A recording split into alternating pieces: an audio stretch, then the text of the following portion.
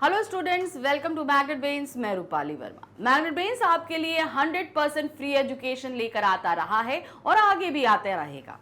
लेकिन आपकी पढ़ाई को लेकर हम थोड़ा सा और चिंतित रहते हैं कि किसी तरीके से आपकी पढ़ाई और अच्छी होती जाए। तो इसीलिए अब मैग्नेट ब्रेन्स आपके लिए जो है बुक्स और ई बुक्स लेकर आया है। ये बुक्स और ई बुक्स आपको मिल रही हैं किंडरगार्टन से लेकर क्लास 12 तक के सभी सब्जेक्ट्स के लिए। तो जब सारे सब्जेक्ट्स मिल रहे हैं तो फिर क्या दिक्कत भाई। एक दिक्कत और है, अब एक बुक ले लो इतनी मोटी होती है, क्या क्या पढ़ें क्या ना करें। तो अब इस समस्या का भी हल लेकर हम आ गए आपके सामने। हमने क्या किया, हमने आपके हर एक सब्जेक्ट की बुक को अलग अलग कैटेगरीज में डिवाइड कर दिया ताकि आपकी पढ़ाई और आसान हो जाए। अब ये कैटेगरीज कैसी हैं, जैसे हमारे हिंदी का सब्जेक्ट ही ले लीजिए। अब यहाँ पर क्या रहता है, हमारे पास में हम थ्योरी पढ़ते हैं, एक्सप्लेनेशन पढ़ते हैं, तो हमारी एक बुक हो गई थ्योरी बुक। फिर हम एनसीईआरटी सॉल्यूशन करते हैं, तो फिर हमारी हो जाती है क्या, एनसीईआरटी सॉल्यूशन बुक। देखिए इस तरीके से बुक्स आएगी हमारे पास में। जैसे हमारा यहाँ पर हमने अभी क्या आपको बताया, आपका सैम्पल पेपर सॉल्यूशन बुक हो गई आपकी। फिर है previous year question, NCERT solution. तो इस तरीके से अलग अलग आपके लिए हम बुक्स लेकर आ रहे हैं। अब ये बुक्स आपको मिलेंगी कैसे, नीचे डिस्क्रिप्शन बॉक्स में एक लिंक दिया है, उस लिंक को क्लिक करिए। लिंक के अंदर आपके जो एक फॉर्म दिया है, फॉर्म को फिल करिए, सबमिट करिए और हमारा टीम मेंबर आपसे कांटेक्ट करेगा। तो इस तरीके से आप ये बुक प्राप्त कर सकते हैं। तो जैसे कि अब हम आपको एक सैम्पल पेपर्स करा रहे हैं क्लास 12 के। तो आज का जो हमारा सैम्पल पेपर है ये क्लास 12 हिंदी कोर के स्टूडेंट्स के लिए है ना। तो ये एमबी टेस्ट पेपर नंबर 2 है। एमबी टेस्ट पेपर यानी magnet brains sample paper number 2 है, ये आज हम कर रहे हैं। तो 1 हम कर चुके हैं, 2 कर रहे हैं, आगे और भी हैं। अब इनको लाने का हमारा सिर्फ एक ही मकसद है कि किसी तरह हम आपकी प्रैक्टिस कराते रहें, ताकि जब एक्चुअल में आपके सामने एग्जाम पेपर आए तो आप बिल्कुल भी घबराए नहीं, है ना। तो चलिए शुरू करते हैं। तो सबसे पहले हमारे सामने कुछ सामान्य निर्देश हैं, इनको एक बार पढ़ लेते हैं। याद रखिए इन निर्देशों को यहाँ दिया ही गया है, आपको पढ़ना है और करना है। तो यहाँ पर क्या दिया है, निर्धारित समय 3 घंटे है, मैक्सिमम मार्क्स आपके 80 हैं, यानी पूर्णांक 80 मार्क्स का है। इस प्रश्न पत्र में 2 खंड हैं, आ और बा। खंड आ में 45 वस्तुपरक प्रश्न पूछे गए हैं, जिनमें केवल 40 प्रश्न करने हैं, यानी 45 एमसीक्यूज हैं और आपको 40 करने हैं। खंड बा में वर्णनात्मक प्रश्न पूछे गए हैं, प्रश्नों के उचित आंतरिक विकल्प दिए गए हैं। खंड बा में आपके टोटल सब्जेक्टिव हैं, यानी कि पूरा डिटेल एक्सप्लेनेशन के साथ उत्तर देने हैं और हर प्रश्न के साथ अंदर विकल्प दिए गए हैं। प्रश्नों के उत्तर दिए गए निर्देशों का पालन करेंगे, यानी प्रश्नों के उत्तर के लिए जो भी निर्देश दिए गए हैं आपको उनको मानना है। दोनों खंडों के प्रश्नों को उत्तर देना अनिवार्य है, मतलब जितने प्रश्न पूछे गए हैं सभी के उत्तर आपको देने हैं। यथासंभव दोनों खंडों के प्रश्नों उत्तर जो हैं आपको क्रमशः करने हैं, यानी लाइन से करेंगे। खंड का 1 2 3 4, फिर खंड खा, इस तरीके से आप सारे खंड कंप्लीट करेंगे। तो चलिए अब खंड आ का हमारा जो पहला प्रश्न है, यानी कि खंड आ हमारा टोटल क्या है, बहुविकल्पी है। तो सबसे पहले हमारे पास आ रहा है अपठित गद्यांश। कोई ऑप्शन नहीं है, सिर्फ यही है। तो अपठित गद्यांश पे हमको पढ़ना है ध्यान से। इस पर हमसे पूछे गए हैं 10 प्रश्न और इन 10 प्रश्नों के उत्तर देने। तो ध्यान रखिए 10 प्रश्न, 10 नंबर बहुत मायने रखते हैं, तो बहुत ध्यान से हम पूरे गद्यांश को पढ़ेंगे। क्या दिया है, अब जाहिर सी बात 10 प्रश्न पूछे जा रहे हैं तो गद्यांश भी पढ़ा होगा। तो अब गद्यांश के लिए आप लोगों के एक ही क्वेश्चन होता है कि मैम प्रैक्टिस कराइए। तो हम हर सैंपल पेपर के साथ आपके इसलिए लेकर आ रहे हैं, प्रैक्टिस हो रही है, एक बार में पढ़िए और आंसर दीजिए, ठीक है। तो इसका कोई शॉर्ट फॉर्मूला नहीं है कि हम कैसे करेंगे, इसका सिर्फ एक यही फॉर्मूला है, आप इसको जितनी बार सॉल्व कर सकते हैं करिए। जितना प्रैक्टिस करेंगे आप उतनी आसानी से अपठित गद्यांश और पद्यांश कर पाएंगे। तो चलिए एक ही बार में हम पूरा ध्यान से गद्यांश को पढ़ते हैं और फिर उत्तर देते हैं। आज किसी भी व्यक्ति का सबसे अलग एक टापू की तरह जीना संभव नहीं रह गया है। मानव समाज में विभिन्न पंथों और विविध मत मतांतरों के लोग साथ साथ रह रहे हैं। ऐसे में ये अधिक आवश्यक हो गया है कि लोग एक दूसरे को जानें, उनकी आवश्यकताओं को, उनकी इच्छाओं आकांक्षाओं को समझें, उन्हें वरीयता दें और उनके धार्मिक विश्वासों, पद्धतियों, अनुष्ठानों को सम्मान दें। भारत जैसे देश में यह और भी अति आवश्यक है, क्योंकि यह देश किसी एक धर्म, मत या विचारधारा का नहीं ही है। स्वामी विवेकानंद इस बात को समझते थे और अपने आचार विचार में वे अपने समय से बहुत आगे थे। तो कहने का यहाँ तात्पर्य क्या है, हम जिस जगह भी रहते हैं वहाँ सिर्फ ऐसा नहीं है कि एक ही धर्म के लोग रहते हो, हमारे आसपास बहुत सारे धर्मों के लोग हैं, वो अलग अलग त्यौहार, अपनी मान्यताएं, अपनी परंपराओं को लेकर चलते हैं। तो आज हमारा क्या है कि हमें उनकी परंपराओं, मर्यादाओं को समझना है और उनको सम्मान देना है।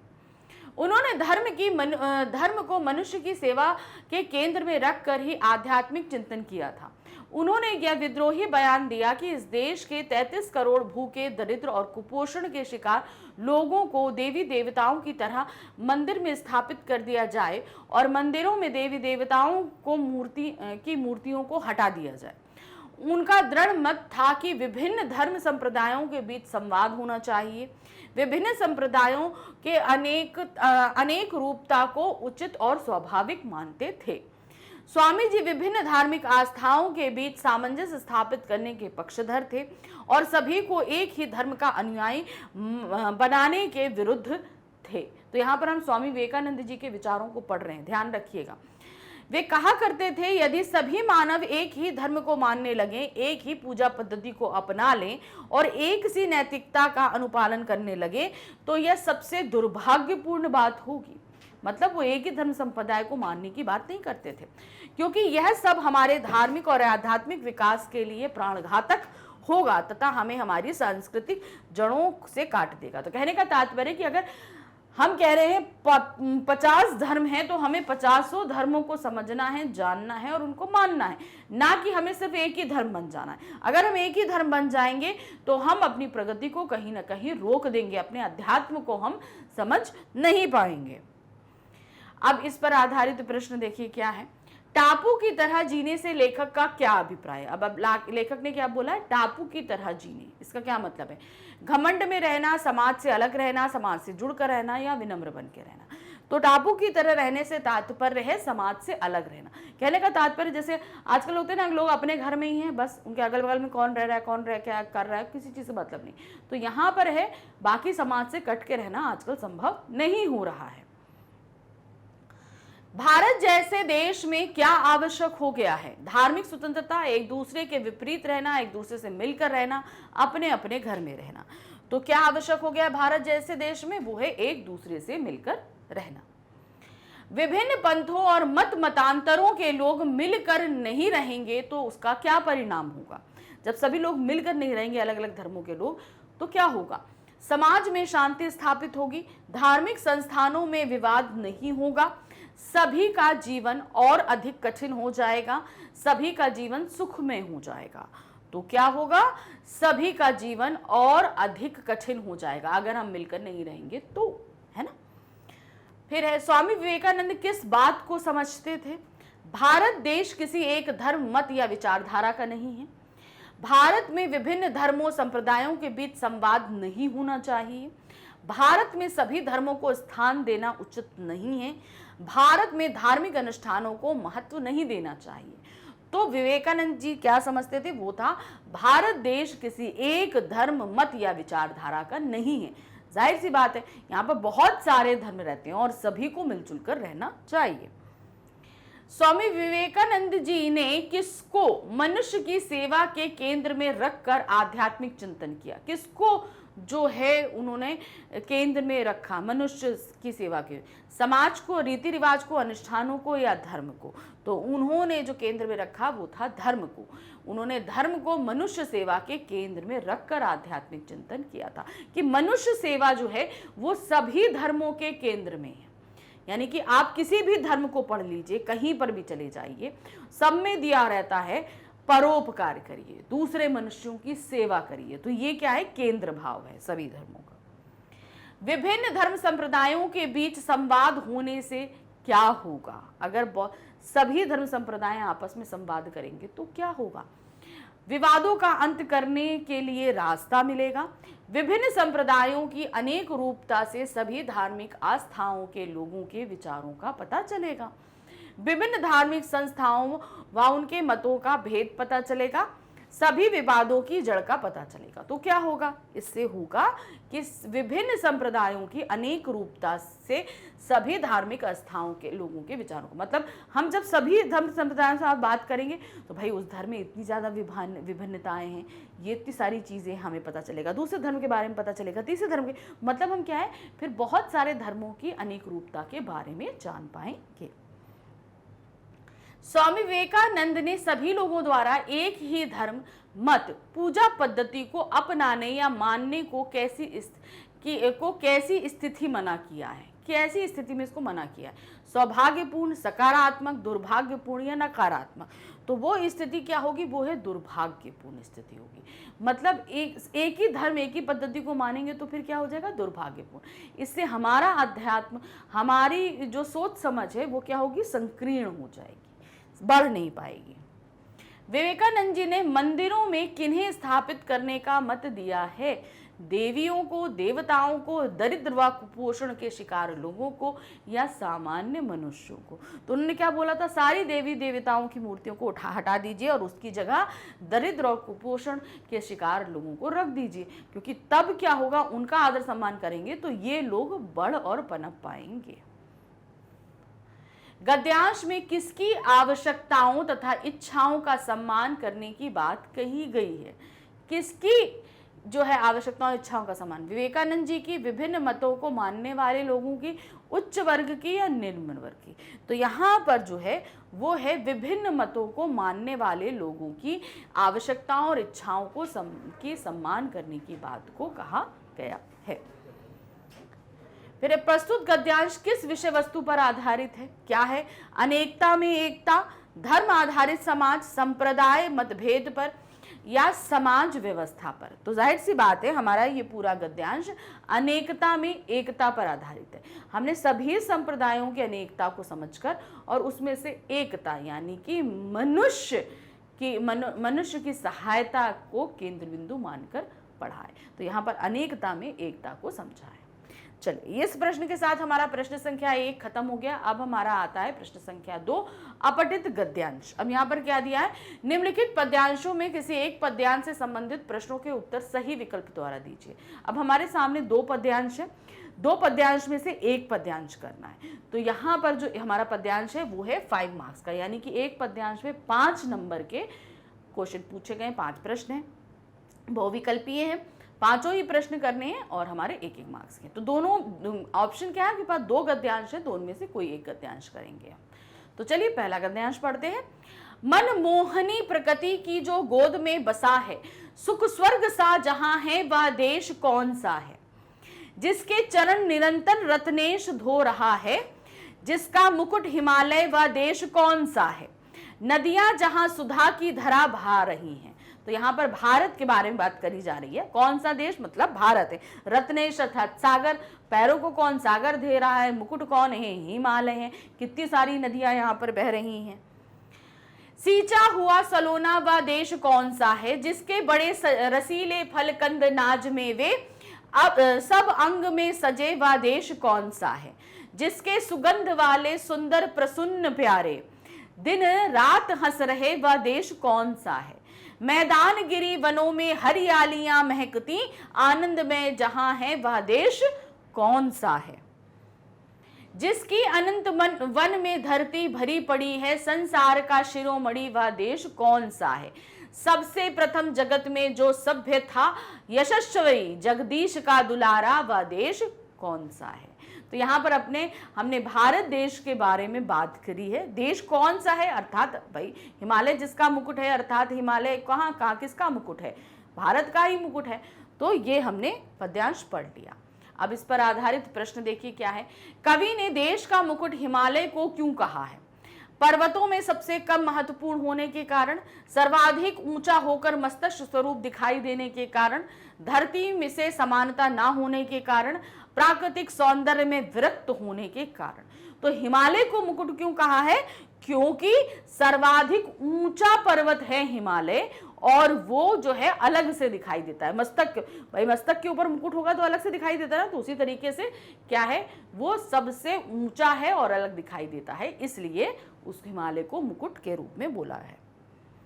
नदियों के जल को किसके समान बताया गया है? मेवे, अमृत, फल या कंद? तो किसके समान बताया है? वो है अमृत के समान बताया है। भाई नदियों का जो पानी है वो हमें क्या है? अमृत। पानी, पानी क्या होता है? अमृत होता है, उसी के पाकर हम जीवन प्राप्त करते हैं। तो नदियों के पानी को क्या बताया है? अमृत बताया है। कवि ने देश के प्राकृतिक सौंदर्य को किसके सदृश बताया है? किसके समान बताया है प्राकृतिक सौंदर्य? स्वर्ग के, महल के, पौराणिक राज्यों के या आनंद के? तो यहां पर जो है प्राकृतिक सौंदर्य स्वर्ग के समान बताया है। सुख स्वर्ग सा जहां है वह देश कौन सा है? पंक्ति में कौन सा अलंकार है? तो अब देखिए क्या है, सुख स्वर्ग सा वह देश कौन सा है। अब यहां पर आपको देख रहे हैं कि यहां पर जो है उपमा अलंकार है। क्यों? यहां पर देखिए सा, समानता, स्वर्ग सा देश सा। तो यहां पर जो क्या बताया गया है? उपमा अलंकार, समानता, स्वर्ग के समान। तो यहां सा का तात्पर्य सा होने के कारण यहां पर उपमा अलंकार होगा। नेक्स्ट है, जिसका चरण निरंतर रत्नेश धो रहा। पंक्ति में कवि का क्या आशय? इस पंक्ति से कवि क्या कहना चाहते हैं? जिसके चरण स्वयं रत्नेश धो रहा, क्या मतलब है? देश को सम्मान देने के लिए समुद्र बार बार उसके चरण स्पर्श कर फूला नहीं समाता। देश के चरण का स्पर्श करने को समुद्र अपना अपमान समझता है। देश के चरण का स्पर्श समुद्र को विवशता के कारण करना पड़ रहा है। देश बार बार अपने चरणों को समुद्र से धुलता है। तो यहाँ पर जो इस पंक्ति का तात्पर्य है, देश को सम्मान देने के लिए समुद्र बार बार उसके चरण स्पर्श कर फूला नहीं समाता। मतलब स्वयं सागर भी उनके चरणों को धोकर सम्मान प्राप्त करता है। अच्छा, यहां पर पहला हमारा पद्यांश खत्म हो गया। अब हम आते हैं दूसरे पद्यांश में। दो पद्यांश में से एक करना था, अब आ गए हम अपने दूसरे पद्यांश पे। आज की शाम जो बाजार जा रहे हैं उनसे मेरा अनुरोध है, एक छोटा सा अनुरोध। क्यों ना ऐसा हो कि आज शाम हम अपने थैले और डोलचियां रख दें एक तरफ। मतलब आप बाजार जा रहे हैं, उनसे एक अनुरोध किया जा रहा है कि अपने थैले और डोलचियां जो है एक तरफ रख दीजिए, उन्हें लेकर मत जाइए, और सीधे धान की मंजरियों तक चले। चावल जरूरी है, जरूरी है आटा, दाल, नमक, पुदीना, पर क्यों ना ऐसा हो कि आज शाम हम सीधे वहीं पहुंचे, एकदम वहीं जहां चावल दाना बनने से पहले सुगंध की पीड़ा से छटपटा रहा हो। उचित यही होगा कि हम शुरू में ही आमने सामने बिना दुभाषिए के सीधे उस सुगंध से बातचीत करें। यह रक्त के लिए अच्छा है, अच्छा है भूख के लिए, नींद के लिए, कैसा रहे बाजार ना आए बीच में। तो यहां पर जो है ना बिचौलियों के बारे में बताया जा रहा है। उन्होंने बोला थैलियां लेकर आप बाजार मत जाइए। सॉरी, उन्होंने कहा क्या है कि माना ये दाल, चावल, सब्जी, धनिया, पुदीना हमारे लिए बहुत आवश्यक है, लेकिन इन थैलों को किनारे रख दीजिए, हमें इन सब चीज़ों की जरूरत नहीं। हम सीधे वहां पहुंचे जहां धान बनने से पहले की प्रक्रिया होती है, वो सुगंध से छटपटा रहा होता है। तो उन्होंने बोला इन बिचौलियों को हट दे, बीच में बाजार ना आए। मतलब किसान से और उपभोक्ता के बीच ये जो बिचौलिए रहते हैं ये ना आए, हमें डायरेक्ट सामान प्राप्त हो। कितना अच्छा हो। अब इस पे आधारित जो हमारी प्रश्न है वो क्या है? प्रस्तुत काव्यांश में कवि क्या अनुरोध कर रहा है? बाजार में ना जाने का, बाजार से वस्तुएं खरीदने का, सीधे किसान से वस्तुएं खरीदने का, या बाजार के जाल में ना फंसने का। तो उसने क्या अनुरोध किया है? वो है सीधे किसान से वस्तुएं। बिचौली मतलब बीच में बाजार ना आए, मतलब बिचौलिए ना आए, मतलब हम डायरेक्ट किसान से ही सामान को खरीदें। कवि सीधे कहां पहुंचने के लिए कह रहा है? दुकानों पर, किसानों के खेतों पर, सड़कों पर या गांवों पे। तो वो सीधे कहां पहुंचने को बोल रहा है? वो है किसानों के खेतों पर। चावल दाना बनने से पहले किस पीड़ा से छटपटा रहा है? दयनीय, दुर्गंध, असामाजिक या सुगंध? तो कौन सी है? वो है सुगंध की छटपटाहट। बहुत ही प्यारा मीठी सी सुगंध होती है जो वो उस दाने के अंदर बंद होती है। कवि के अनुसार उचित क्या होगा? सीधे उत्पादक से संपर्क करना, स्वयं उत्पादक बनना, बिचौलिए से संपर्क करना या बातचीत करना। तो उन्होंने उचित होगा कि सीधे जो है हम उत्पादक से संपर्क करें, अर्थात हम सीधे, उत्पादक कौन है, किसान है, तो हम संपर्क किससे करें, सीधे जाकर किसान से संपर्क करें। नेक्स्ट है बाजार ना आए बीच में। अगर बीच में बाजार ना आए, पंक्ति का क्या आश्रय, ये पंक्ति के माध्यम से क्या कहना चाहते हैं। कभी बाजार ना जाने के लिए, बाजार जाना पर कुछ खरीद ना लाना, फिर है ग्राहक और उत्पादक के बीच में बाजार का ना आना, बाजार का अस्तित्व तो समाप्त हो जाना। तो सिंपल इस पंक्ति के माध्यम से कह रहे हैं कि ग्राहक यानी कि हम अगर परचेज कर रहे हैं तो उत्पादक कौन हुआ, किसान, इसके बीच में जो है बाजार ना आए। तो हम क्या, बाजार नहीं आए मतलब बिचौलिए नहीं आए, तो हम डायरेक्ट किससे लेंगे, किसान से लेंगे। तो सही हमारा ऑप्शन है ग। तो यहां पर हमारा दूसरा गद्यांश भी यानी कि प्रश्न संख्या 2 के दोनों ही पद्यांश हमने यहां पर खत्म कर लिए। अब हम आते हैं प्रश्न संख्या 3 पे। प्रश्न संख्या 3 पे क्या है, निम्नलिखित प्रश्नों के उत्तर देने के लिए उपयुक्त विकल्प का चयन कीजिए। अब हमारी जो हिंदी की जो पुस्तक है वो है अभिव्यक्ति और माध्यम, उससे प्रश्न पूछे जा रहे हैं, उसके जो हमारे पाठ है ना उनसे प्रश्न पूछे गए हैं, और यहाँ पर हमसे 5 प्रश्न पूछे गए हैं और 5 ही प्रश्न हमें करने हैं। चलिए देखते हैं क्या पहला प्रश्न। सनसनी फैलाने के लिए अफवाहों, व्यक्तिगत आरोप प्रत्यारोपों आदि को महत्व देकर प्रकाशित करने वाली पत्रकारिता क्या कहलाती है। अब यहां पर क्या है, हम सनसनी फैलाएं, अफवाहों, हम किसी पे आरोप लगा रहे हैं, वो हम पे प्रत्यारोप लगा रहे हैं, तो इन सभी को अगर हम प्रकाशित करते हैं तो वो पत्रकारिता कौन सी पत्रकारिता कहलाती है। पीत पत्रकारिता, खोजी पत्रकारिता, विशेषीकृत पत्रकारिता या वैकल्पिक पत्रकारिता। तो ये पत्रकारिता कहलाती है पीत पत्रकारिता।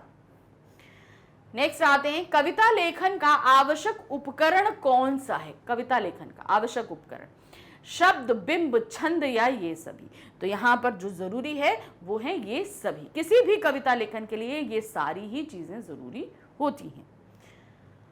समाचार का प्रवेश द्वार किसे माना जाता है, मतलब जहां से हम समाचार में प्रवेश करते हैं, इंट्रो, बॉडी, शीर्षक या समापन।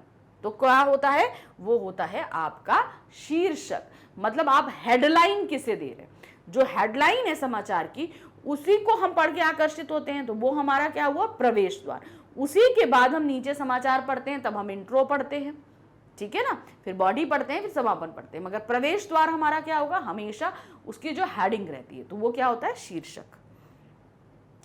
आलेख का आमुख तथा समाप्ति का अंश कैसा होना चाहिए, यानी कि जो आमुख होता है यानी कि उसका जो पहला पार्ट, जो पहला हम लिखते हैं जहां से लोग पढ़ना शुरू करते हैं, और फिर उसका समाप्ति यानी एंडिंग का अंश किस तरह का होना चाहिए, सार गर्भित, निष्कर्ष परक, आकर्षक या चिंता परक। तो ये दोनों ही जो हैं हमारे होने चाहिए निष्कर्ष परक, मतलब इन पे हम निष्कर्ष हो जाना चाहिए। जैसे हम इंट्रो पढ़ेंगे यानी कि आमुख पे भी हम जाएंगे तो उसमें क्या होगा, हमें निष्कर्ष सामने आना चाहिए कि इस पूरे आलेख में क्या है, और जब हम समाप्ति पे जाएं तो वही निष्कर्ष हमें दोबारा दिखना चाहिए। फीचर लेखन के लिए किसकी आवश्यकता होती है, कल्पना शक्ति की, अनुभूति की, अवलोकन की या ये सभी।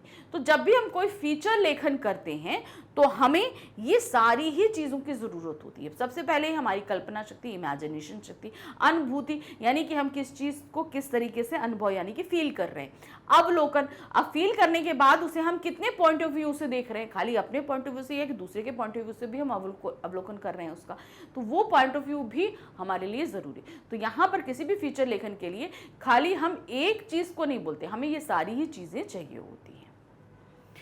तो यहाँ पर ये पांचों प्रश्न हो गए हमारे प्रश्न संख्या 3 के। अब हम आते हैं प्रश्न संख्या 4 पे। क्या पूछा गया है, निम्नलिखित काव्यांश को ध्यान पूर्वक पढ़कर पूछे गए प्रश्नों के सही उत्तर वाले विकल्प चुनिए।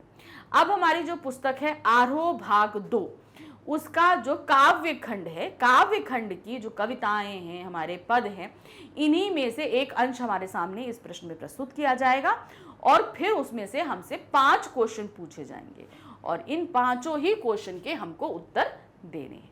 तो अब यहाँ पर जो हमसे पूछा गया है, कविता एक उड़ान है चिड़िया के बहाने, कविता की उड़ान भला चिड़िया क्या जाने, बाहर बाहर इस घर उस घर, कविता के पंख लगा उड़ने के माने चिड़िया क्या जाने। तो ये जो हमसे लिया गया है ये कविता का अंश है हमारी कविता के बहाने कविता से।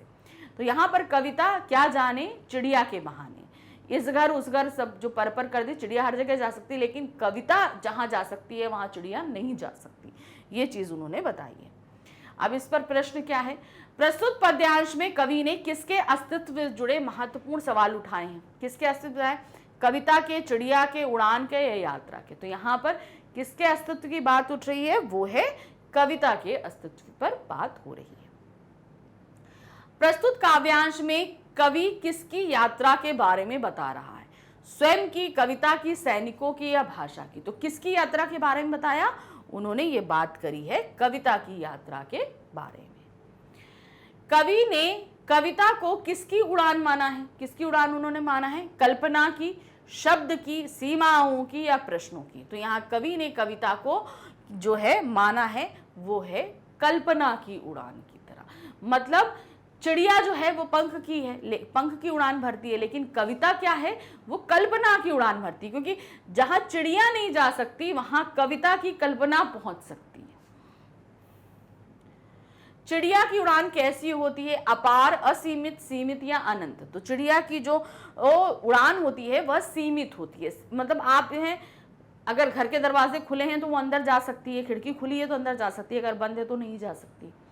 वो एक बक्से के अंदर नहीं पहुंच सकती, एक कबर्ड के अंदर नहीं पहुंच। लेकिन कविता क्या है, वो हर जगह, दरवाजे खुले हों चाहे बंद हो, वो घर के अंदर प्रवेश कर जाएगी, कबर्ड खुला हो चाहे बंद हो उसके अंदर भी प्रवेश कर जाएगी।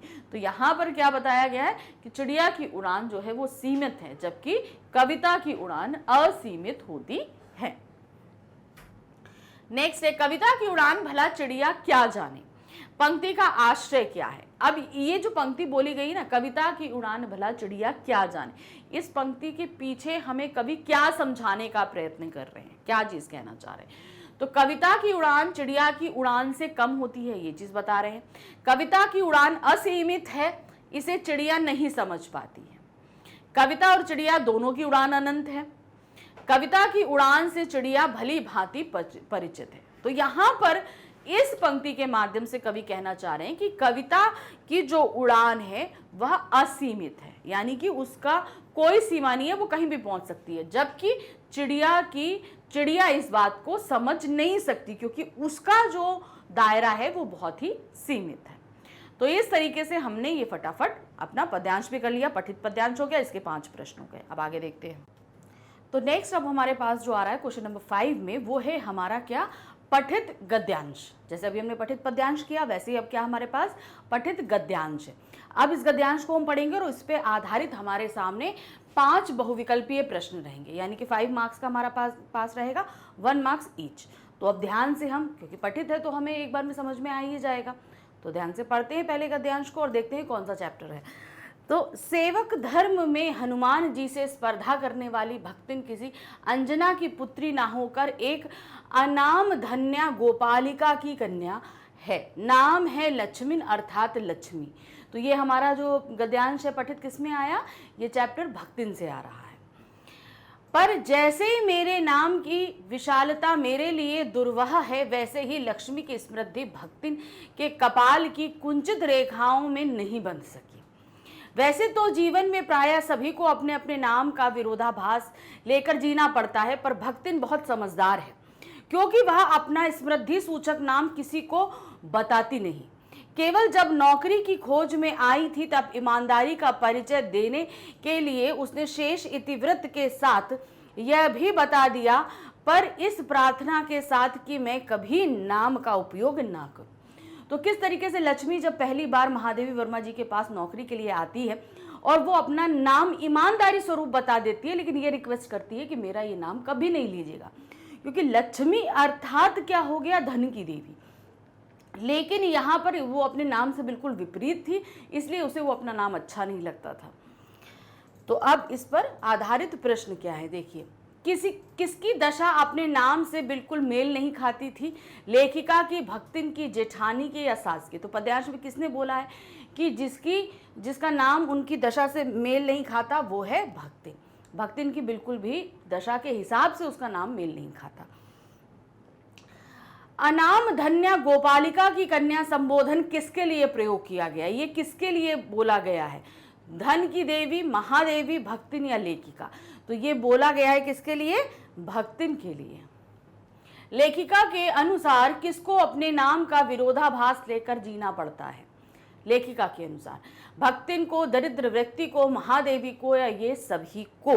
तो सही क्या है इसमें? इन सभी को अपने नाम के विरुद्ध जो है विरोधाभास लेकर जीना पड़ता है। देखिए, भक्तिन का विरोधाभास था, नाम लक्ष्मी था, लेकिन उसके जीवन में लक्ष्मी कहीं नहीं थी।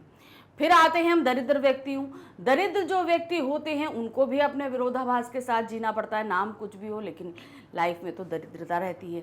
फिर आते हैं महादेवी वर्मा। अब नाम उनका महादेवी है लेकिन उनके अपने नाम के स्वरूप उनके जीवन में कुछ भी नहीं रहा। तो इन सभी को जो है अपने नाम का विरोधाभास लेकर जीना पड़ता है। शेष इतिवृत्त से लेखिका का क्या अभिप्राय है? शेष इतिवृत्त क्या का मतलब क्या है? यहाँ पर आधा वर्णन, संपूर्ण वर्णन, महत्वपूर्ण वर्णन या शेष वर्णन? तो यहाँ पर शेष इतिवृत्त का मतलब है संपूर्ण वर्णन। अब उन्होंने जब क्या कहते हैं भक्तिन आई और उन्होंने ये चीज़ बताया कि मेरा नाम लक्ष्मी है, मगर उनको ये भी नहीं पता बिल्कुल पसंद है कि वो अपना नाम किसी और के सामने ये बताएं। तो यहाँ पर अब उन्होंने इसका कारण भी पूरा बता दिया। शेष इतिवृत्त का मतलब क्या है? उन्होंने पहले अपने नाम का संपूर्ण उन्हें क्यों नहीं पसंद है इसके पीछे की कहानी भी बता दी है। अर्थात उन्होंने अपने जीवन का संपूर्ण वर्णन जो है महादेवी वर्मा के सामने रख दिया कि मुझे इस कारण से अपना नाम पसंद नहीं है। भक्तिन द्वारा अपना असली नाम किसी को नहीं बताने का क्या कारण था? वो क्यों अपना असली नाम किसी को नहीं बताती थी? नाम की गुणवत्ता का असर उनके जीवन में कहीं भी दिखाई नहीं देता था, यानी कि नाम का जो क्वालिटी थी वो उनके जीवन में कहीं पर भी नहीं थी। नाम अच्छा ना होना, विमाता की ईर्ष्या द्वेष का होना, समाज में अपनी सच्चाई छिपाना। तो सही कारण इसका क्या है? नहीं बताती थी, नाम था, नाम की गुणवत्ता का असर उनके जीवन में कहीं नहीं दिखाई देता था। अर्थात लक्ष्मी नाम की जो उपयोगिता है वो उनके जीवन में कहीं नहीं दिखती थी, इसलिए वो अपना नाम किसी को नहीं बताती थी। चलिए, अब इस प्रश्न के साथ हमारा जो है प्रश्न संख्या 5 भी पठित गद्यांश भी खत्म हो गया। अब आते हैं 6 पे। निम्नलिखित प्रश्नों के उत्तर हेतु निर्देशानुसार सही विकल्प का चयन कीजिए। अब हमारे पास हमारी हिंदी की पूरक पुस्तिका वितान भाग 2 से 10 प्रश्न पूछे गए हैं, बहुविकल्पीय प्रश्न। इनको हमें अच्छे से पढ़ना है और आंसर देना है। तो इसमें बहुत ही कम चैप्टर हैं हमारे, लेकिन हमें सारे चैप्टर पढ़ने और उन्हीं पर भी प्रश्न है हमारा। तो पहला प्रश्न है, सिल्वर वेडिंग कहानी के अनुसार यशोधर बाबू शादी की सालगिरह मनाने के पक्ष में क्यों नहीं थे? अब ये पूरा चैप्टर ही यशोधर बाबू की शादी की 25वीं सालगिरह पर आधारित है, लेकिन क्या है उनको ये बिल्कुल भी पसंद ही नहीं है कि उनकी शादी की सालगिरह मनाई जाए। क्यों नहीं पसंद है भाई? क्योंकि इससे पैसों की बर्बादी होती है, क्योंकि ऐसा करना उनके हित में नहीं था, क्योंकि वे इसे पश्चिम की नकल मानते थे, क्योंकि वे रूढ़िवादी विचारधारा को नहीं मानते। तो सही इसका आंसर क्या है? क्योंकि वे इसे पश्चिम की नकल मानते थे। अब ये सिल्वर वेडिंग, बर्थडे पार्टी, ये पार्टी, वो पार्टी, ये सब क्या है? हमने पश्चिम की नकल से सीखा है, जबकि हमारा जो भारतीय सभ्यता रही है उसमें इस तरह की कोई भी पार्टी वगैरह नहीं मनाई जाती थी। नेक्स्ट है, यशोधर बाबू को सरकारी नौकरी किस प्रकार मिली? सिल्वर वेडिंग कहानी के आधार पर बताइए उन्हें सरकारी नौकरी किस प्रकार मिली थी? उनकी पत्नी के व्रत और प्रार्थना से, उनकी स्वयं की लगन और मेहनत से, उनके मित्र किशन दा की सहायता से, उसके द्वारा रिश्वत दिए जाने पर। तो सही क्या था? उन्हें उनके मित्र किशन दा की सहायता से उन्हें वो सरकारी नौकरी प्राप्त हुई थी। जूझ पाठ के आधार पर बताइए आनंदा की खुशी का ठिकाना कब न रहा? कब वो बहुत ज्यादा खुश हो गया था आनंदा? खेत जाने पर, पहले दिन पाठशाला जाने पर, पहले दिन घर का काम करने पर, या मित्रों के साथ खेलने पे? तो भाई उसकी पढ़ाई छूट गई थी, और जब वो पहले दिन स्कूल जाता है तो उसकी खुशी का ठिकाना नहीं रहता है, क्योंकि वो बहुत बहुत चाहते थे कि वो अपनी पढ़ाई करें, और उसको दोबारा पढ़ाई शुरू करने के लिए उन्होंने अब बहुत ज़्यादा जद्दोजहद करी थी। फिर जूझ कहानी का कथानायक आनंदा खेतों में काम क्यों करता था? क्यों वो खेतों में काम करते थे? पिता के कहने पर, माता के कहने पर, पढ़ाई से बचने के लिए या आलसी होने के कारण? तो वे खेतों में काम करने का कारण था पिता के कहने पे, क्योंकि पिता ने शर्त रखी थी स्कूल जाओगे तो तुम्हें खेतों का काम भी करना पड़ेगा, ढोर डंगर भी चलाने पड़ेंगे, तो वो सभी इसी कारण से वो काम करते थे। लेखक की पढ़ाई के संबंध में दत्ताजी राव का रवैया सही था, क्यों? जूझ कहानी के आधार पर बताइए। अब दत्ताजी राव भाई, उनकी पढ़ाई उनके पिताजी नहीं करा रहे थे, तो उनकी माँ और खुद हमारे लेखक जो है वो दत्ताजी राव के पास जाते हैं और उनको सहमति प्रदान, मतलब कन्विंस करते हैं कि जो है मेरी पढ़ाई फिर से शुरू कराइए पिताजी को कहकर। तो अब यहाँ पर क्या दिया है, पढ़ाई के संबंध में दत्ताजी जी का रवैया जो है वो एकदम सही था।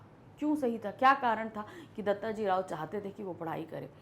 वे लेखक को पढ़ाने के पक्ष में थे, वे खेती बाड़ी कराने के पक्ष में थे, वे जीवन के श्रम को महत्व देते थे, वो स्वार्थी स्वभाव के व्यक्ति थे। तो सही इसका ऑप्शन है, वे लेखक को पढ़ाने के पक्ष में थे। उनका रवैया अच्छा था, क्यों? क्योंकि वो लेखक को पढ़ाना चाहते थे, जबकि उनके पिताजी नहीं पढ़ाना चाहते थे, इसीलिए वो वहाँ जाके कन्विंस करते हैं, शिकायत करते हैं। फिर दत्ताजी राव जो है उनके पिताजी को प्रेशराइज करके आनंदा की पढ़ाई दोबारा शुरू करवाते हैं। टूटे फूटे खंडर सभ्यता और संस्कृति के इतिहास के साथ साथ धड़कती जिंदगियों के अनछुए समयों का भी दस्तावेज है। ये क्या है? अतीत के दबे पांव से दिया गया। कथन का भाव क्या है? अतीत के दबे पांव के पाठ के आधार पर बताइए। अब ये जो टूटे फूटे खंडर है, क्योंकि मोहनजोदाड़ो में क्या था, वो टूटे फूटे खंडर ही बचे थे, तो वही खंडरों की बात हो रही है। खंडर और संस्कृति के इतिहास के साथ धड़कती जिंदगियों के अनछुए समयों के दस्तावेज हैं, मतलब वहाँ पे कैसे लोग रहते थे, ये सारी चीज़ें। अब ये पूरा जो कथन है, इसके पीछे का जो भाव है वो क्या है, वो बताना है आपको। तो क्या है? खंडरों के आधार पर वहाँ के लोगों के रहने सहने और के ढंग और सोच के तरीकों की कल्पना की जा सकती है। खंडरों में कोई भी जानकारी प्राप्त नहीं की जा सकती है। खंडरों के आधार पर प्राप्त की गई जानकारी सदैव अप्रामाणिक होती है।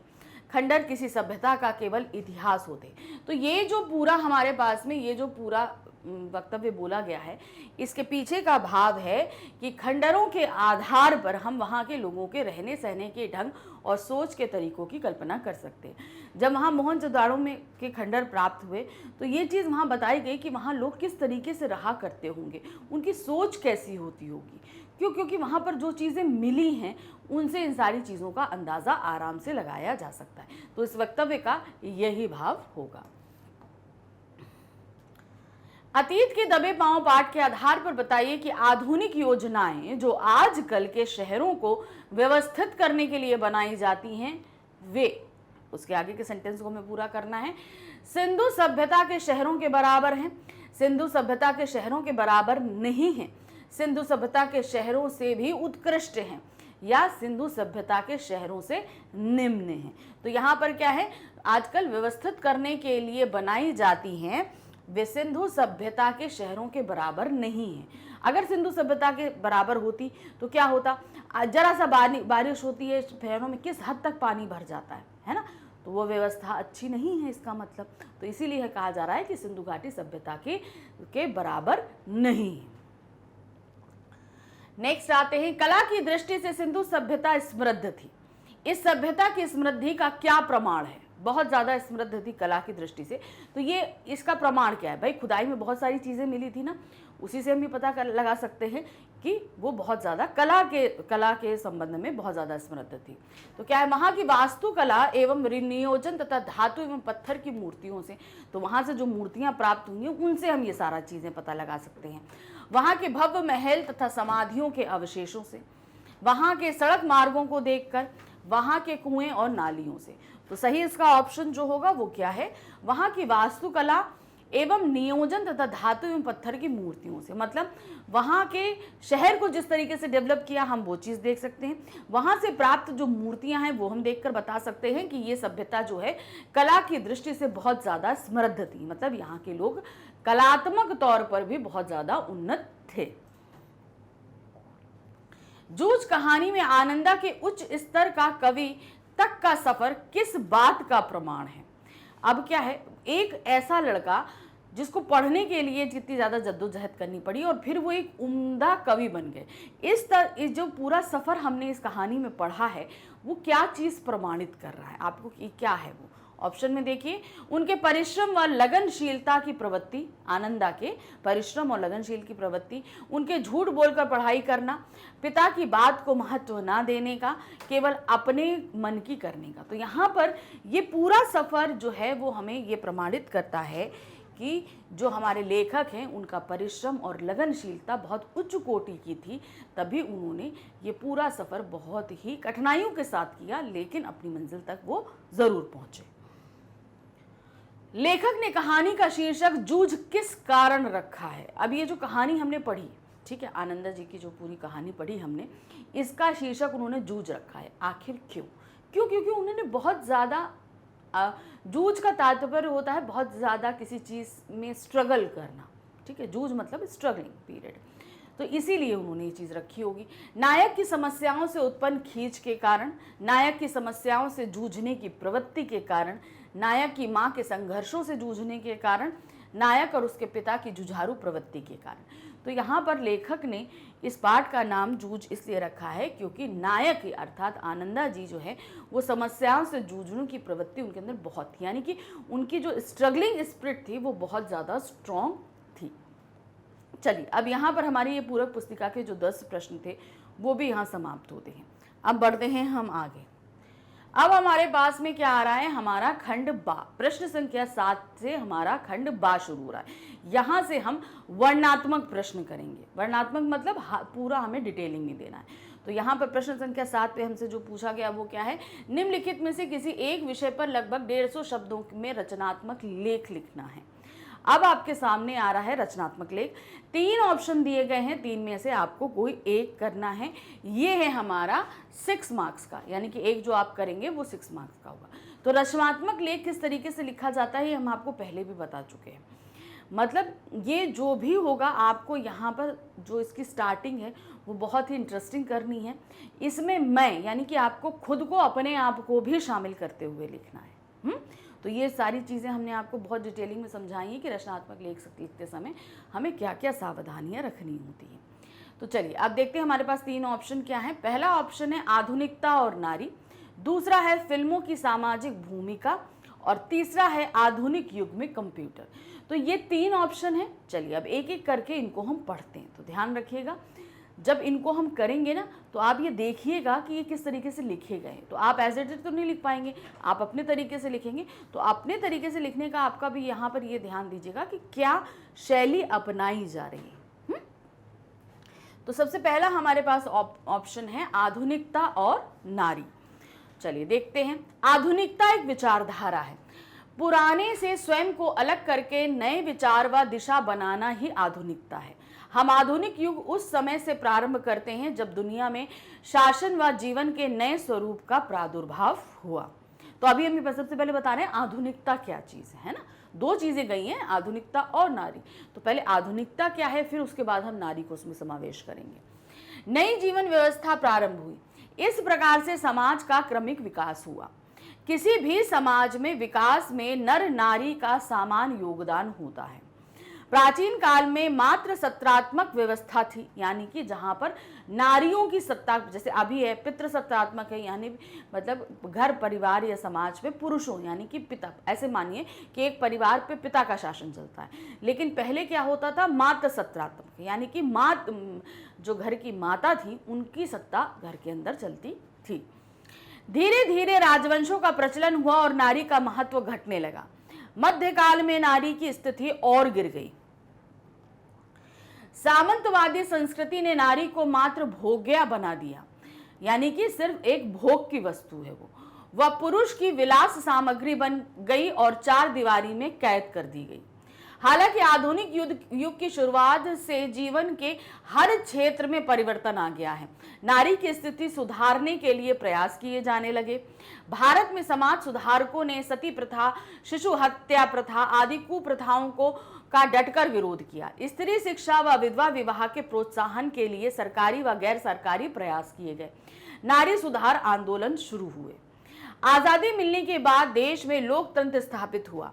नए शासन में स्त्रियों को पुरुष के बराबर का दर्जा दिया गया। सैद्धांतिक व कानूनी तौर पर नारी को वे समस्त अधिकार प्राप्त हो गए जो पुरुष को उपलब्ध हैं। तो किस तरीके से प्राचीन काल से लेकर मध्यकाल से लेकर और फिर अब आजादी के बाद की स्थिति हमने यहाँ पर देखी। फिर है, सच्चे अर्थों में इन समस्त अधिकारों का उपभोग करने वाली वर्तमान जीवन की चेतना से पूर्णता अनुरंजित नारी का नाम ही आधुनिक नारी है। तो किस तरीके से नारी के अंदर जब ये सारी चीजें डेवलप हुई, ये आज आप देख रहे हैं आधुनिक नारी हर क्षेत्र में कार्यरत है ना। क्यों? क्योंकि उसके अंदर जो एक उसे चार दीवारी के अंदर कैद कर दिए गए, उसके फीलिंग्स को, उसके कॉन्फिडेंस को जैसे कुचला गया, वो आज धीरे धीरे निकल कर बाहर आ चुका है। वो सब चीज़ें निकल कर नष्ट हो गई हैं और जो कॉन्फिडेंस है वो पूरी तरीके से डेवलप हो चुका है। आधुनिक नारी का अर्थ रूप व सौंदर्य से संपन्न नारी से कतई नहीं है। मतलब रूप, सौंदर्य, अर्थ, इन सब चीज़ों से डेवलप कहाँ नहीं मतलब है आधुनिक से। क्या मतलब? यदि भारत में विकास के चाहे कितने ही दावे किए जाए, तथापि आज भी वास्तविकता यह है कि स्त्रियों को बराबरी का अधिकार नहीं दिया गया है। हालांकि अब समय के साथ साथ वैश्विक पटल पर स्थिति में परिवर्तन आ रहा है। तो मतलब बहुत कहा जाता है कि हम बराबरी लाए गए हैं, हर एक चीज़ में, अधिकारों में हर जगह बराबरी है, लेकिन अभी भी बहुत जगहें ऐसी हैं जहां बराबरी नारी को प्राप्त नहीं हुई है। लेकिन वैश्विक पटल यानी कि इंटरनेशनल स्टेज पे क्या है, ये सारी स्थितियां बदल रही हैं। आप देखेंगे नारियां बहुत डेवलपमेंट कर रही हैं और उसी को देखकर भारतीय नारी में भी ये डेवलपमेंट हुआ है। इस परिवर्तन में नारी को दो स्तरों पर संघर्ष करना पड़ता है। पहला, समाज नारी को परंपरागत दृष्टिकोण से देखता है। इस संघर्ष में नारी कुछ हद तक दिग्भ्रमित हो चुकी है। वह आधुनिकता के नाम पर उच्च खलनता को ग्रहण कर रही है। तो मतलब क्या है कि उसको ये पता ही नहीं है कि हमें करना क्या है। इससे क्या है, वो मिसगाइडेंस की तरफ जा रही है, उसको नहीं पता है। अब जैसे हमें पता है कि हमको अगर आज़ादी मिल रही है तो उसका पॉजिटिव उपयोग ना करके वो कभी कभी नेगेटिव, क्योंकि वो खुद को नहीं पता है कि आज़ादी का मतलब क्या है, तो इसलिए वो क्या हो जाती है, उसका रास्ता भटक जाता है। भारतीय नारी को चाहिए वह समाज की श्रेष्ठ जीवनोपयोगी परंपराओं को स्वीकार करे तथा पश्चिम के अंधा अनुकरण से बचे। अब ये क्यों होता है? जब हम पाश्चात्य सभ्यता को देखते हैं और उसका पूरा अनुसरण करना शुरू कर देते हैं, हम अपनी भारतीय संस्कृति को नहीं देखते।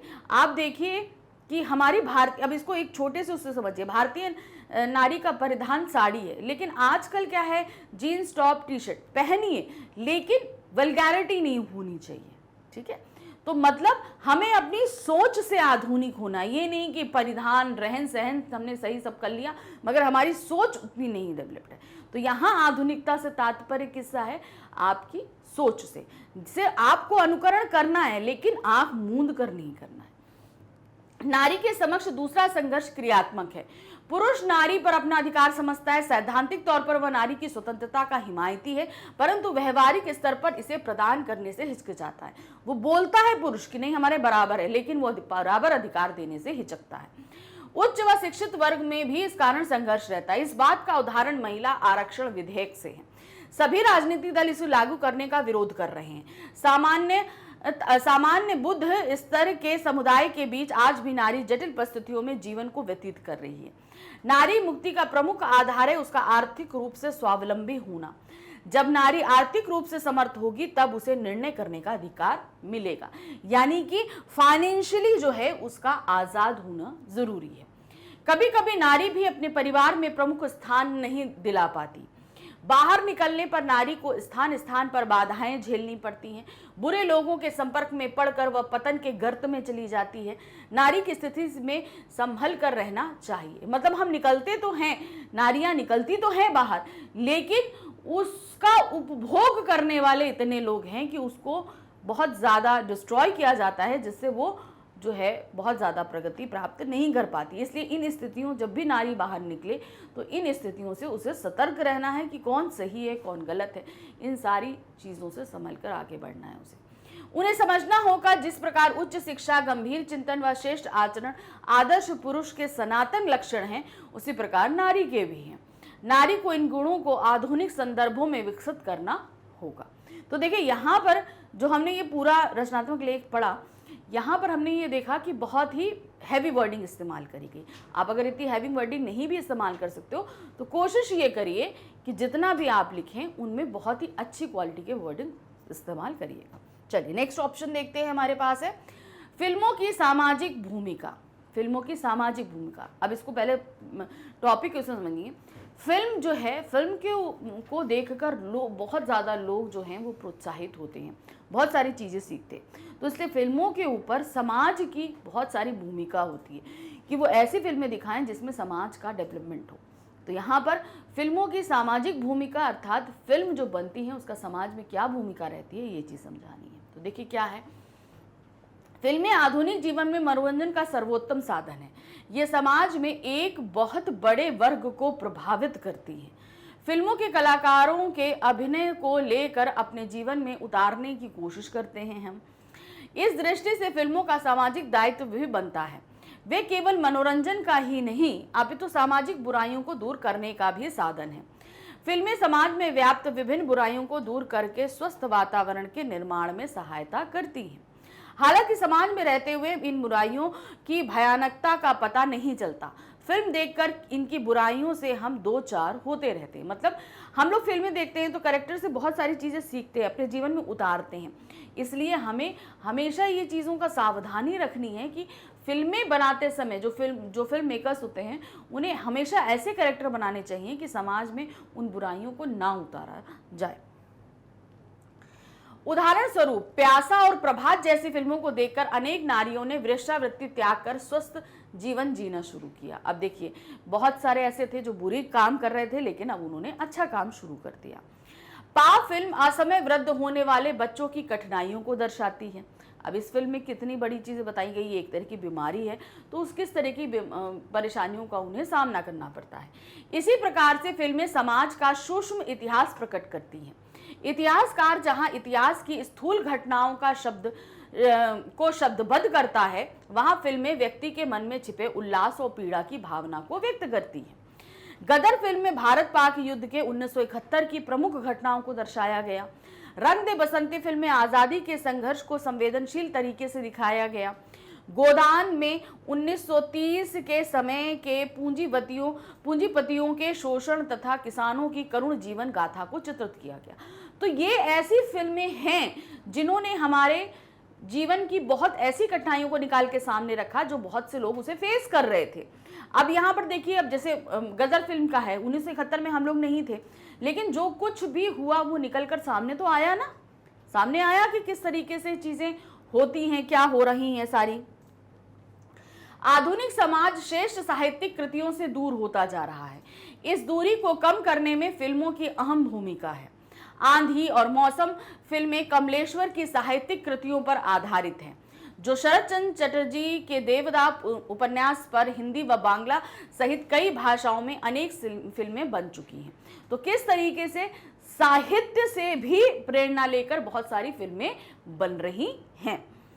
फिल्मों के गीत भी सुख दुख के साथी बन जाते हैं। अब देखिए हम बहुत ज़्यादा डिप्रेस होते हैं तो दुखी गाने सुनते हैं, बहुत खुश होते हैं तो हम हिप हॉप हिट सॉन्ग सुनते हैं, रोमांटिक होते हैं तो रोमांस भी करते हैं, भक्ति से रिलेटेड होते हैं तो भक्ति सॉन्ग चला लेते हैं। अब ये सारी चीज़ें क्या हैं, ये सारे गीत संगीत भी हमारे इमोशन से जुड़े रह जाते हैं। वे व्यक्ति के एकाकीपन, निराशा, दुख आदि को कम करते हैं।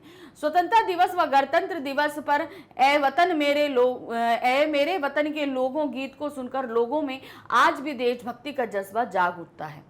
विदाई के अवसर पर पिया के घर आज प्यारी दुल्हनियां चली गीत सुनकर वधु पक्ष के लोग भावुक हो उठते।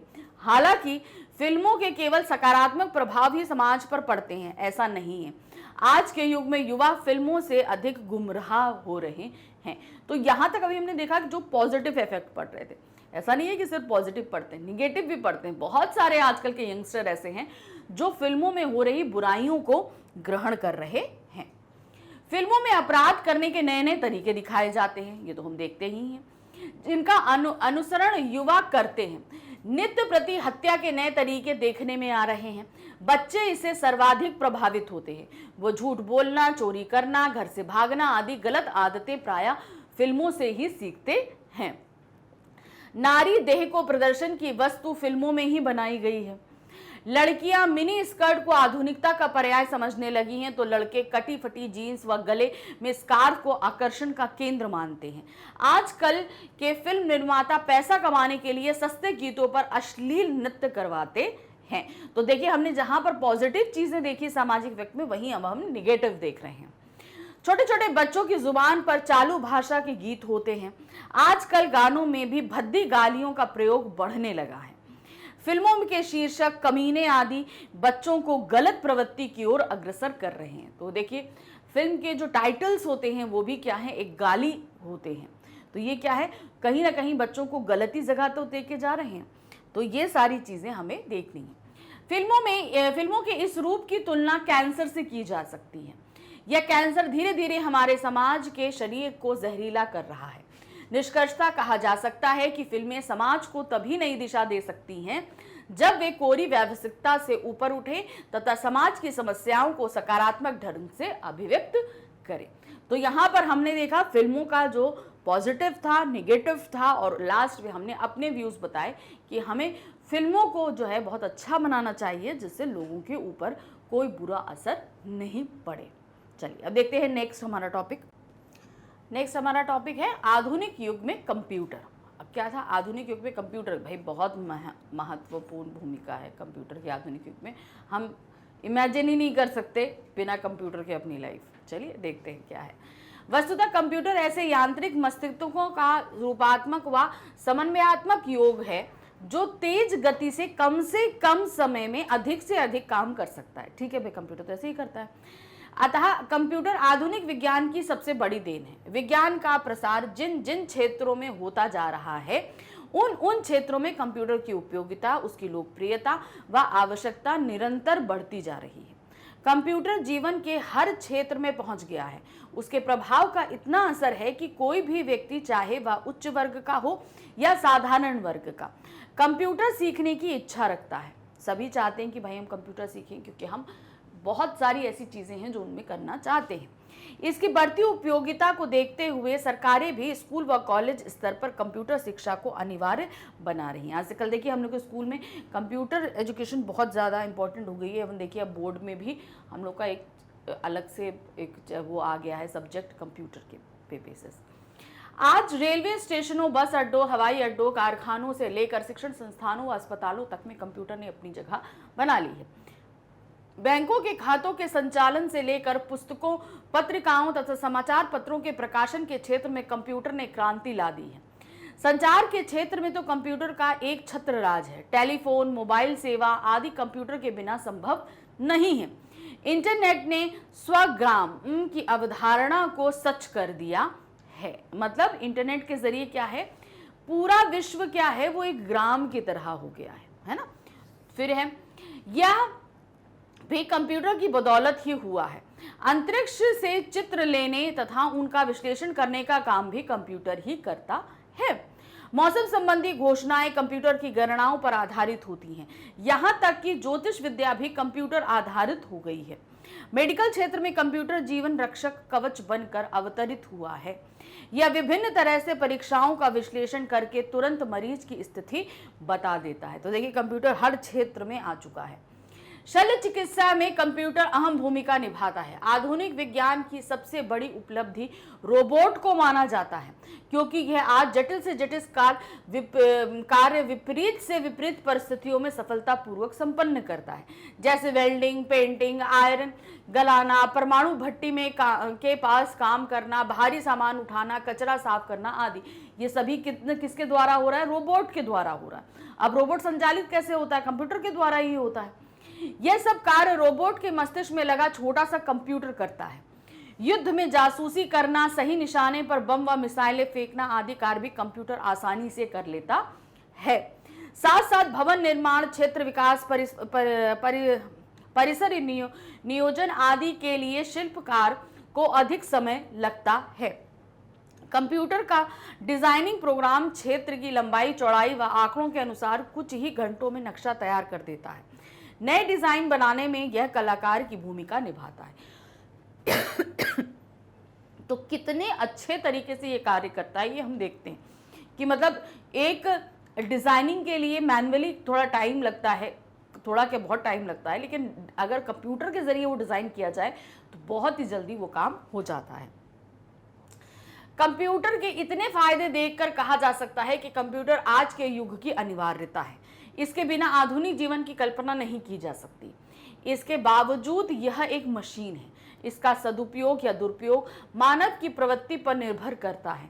इससे भी बढ़कर यह मानव मस्तिष्क का पर्याय नहीं बन सकता, क्योंकि इसे मानव ने ही बनाया है। तो देखिए, कंप्यूटर चाहे भले जितना काम कर ले, लेकिन हमारे मस्तिष्क के ऊपर काम नहीं कर सकता, क्योंकि इस कंप्यूटर का निर्माण हमने किया है। तो हमसे ऊपर बढ़कर वो काम नहीं हो सकता है।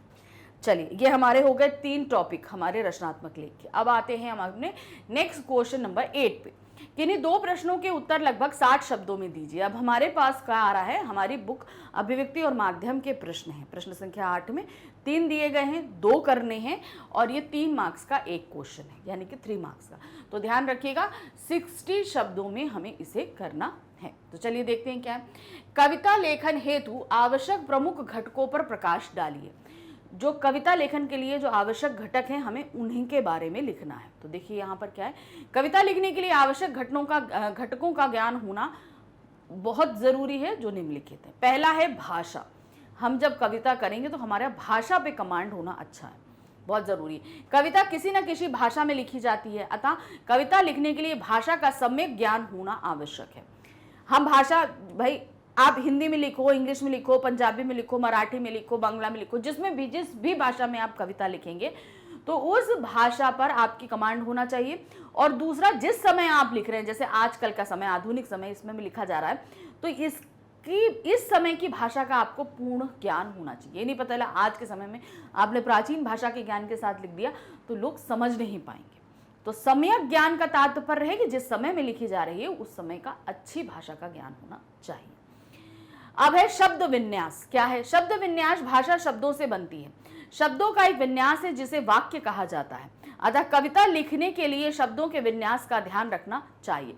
शब्द विन्यास का तात्पर्य है कि शब्दों का जो हम इस्तेमाल कर रहे हैं उसको हम एकदम सटीक तरीके से जोड़ें ताकि एक सही वाक्य बने, क्योंकि जब तक वाक्य सही नहीं बनेगा उसका अर्थ सही नहीं निकलेगा।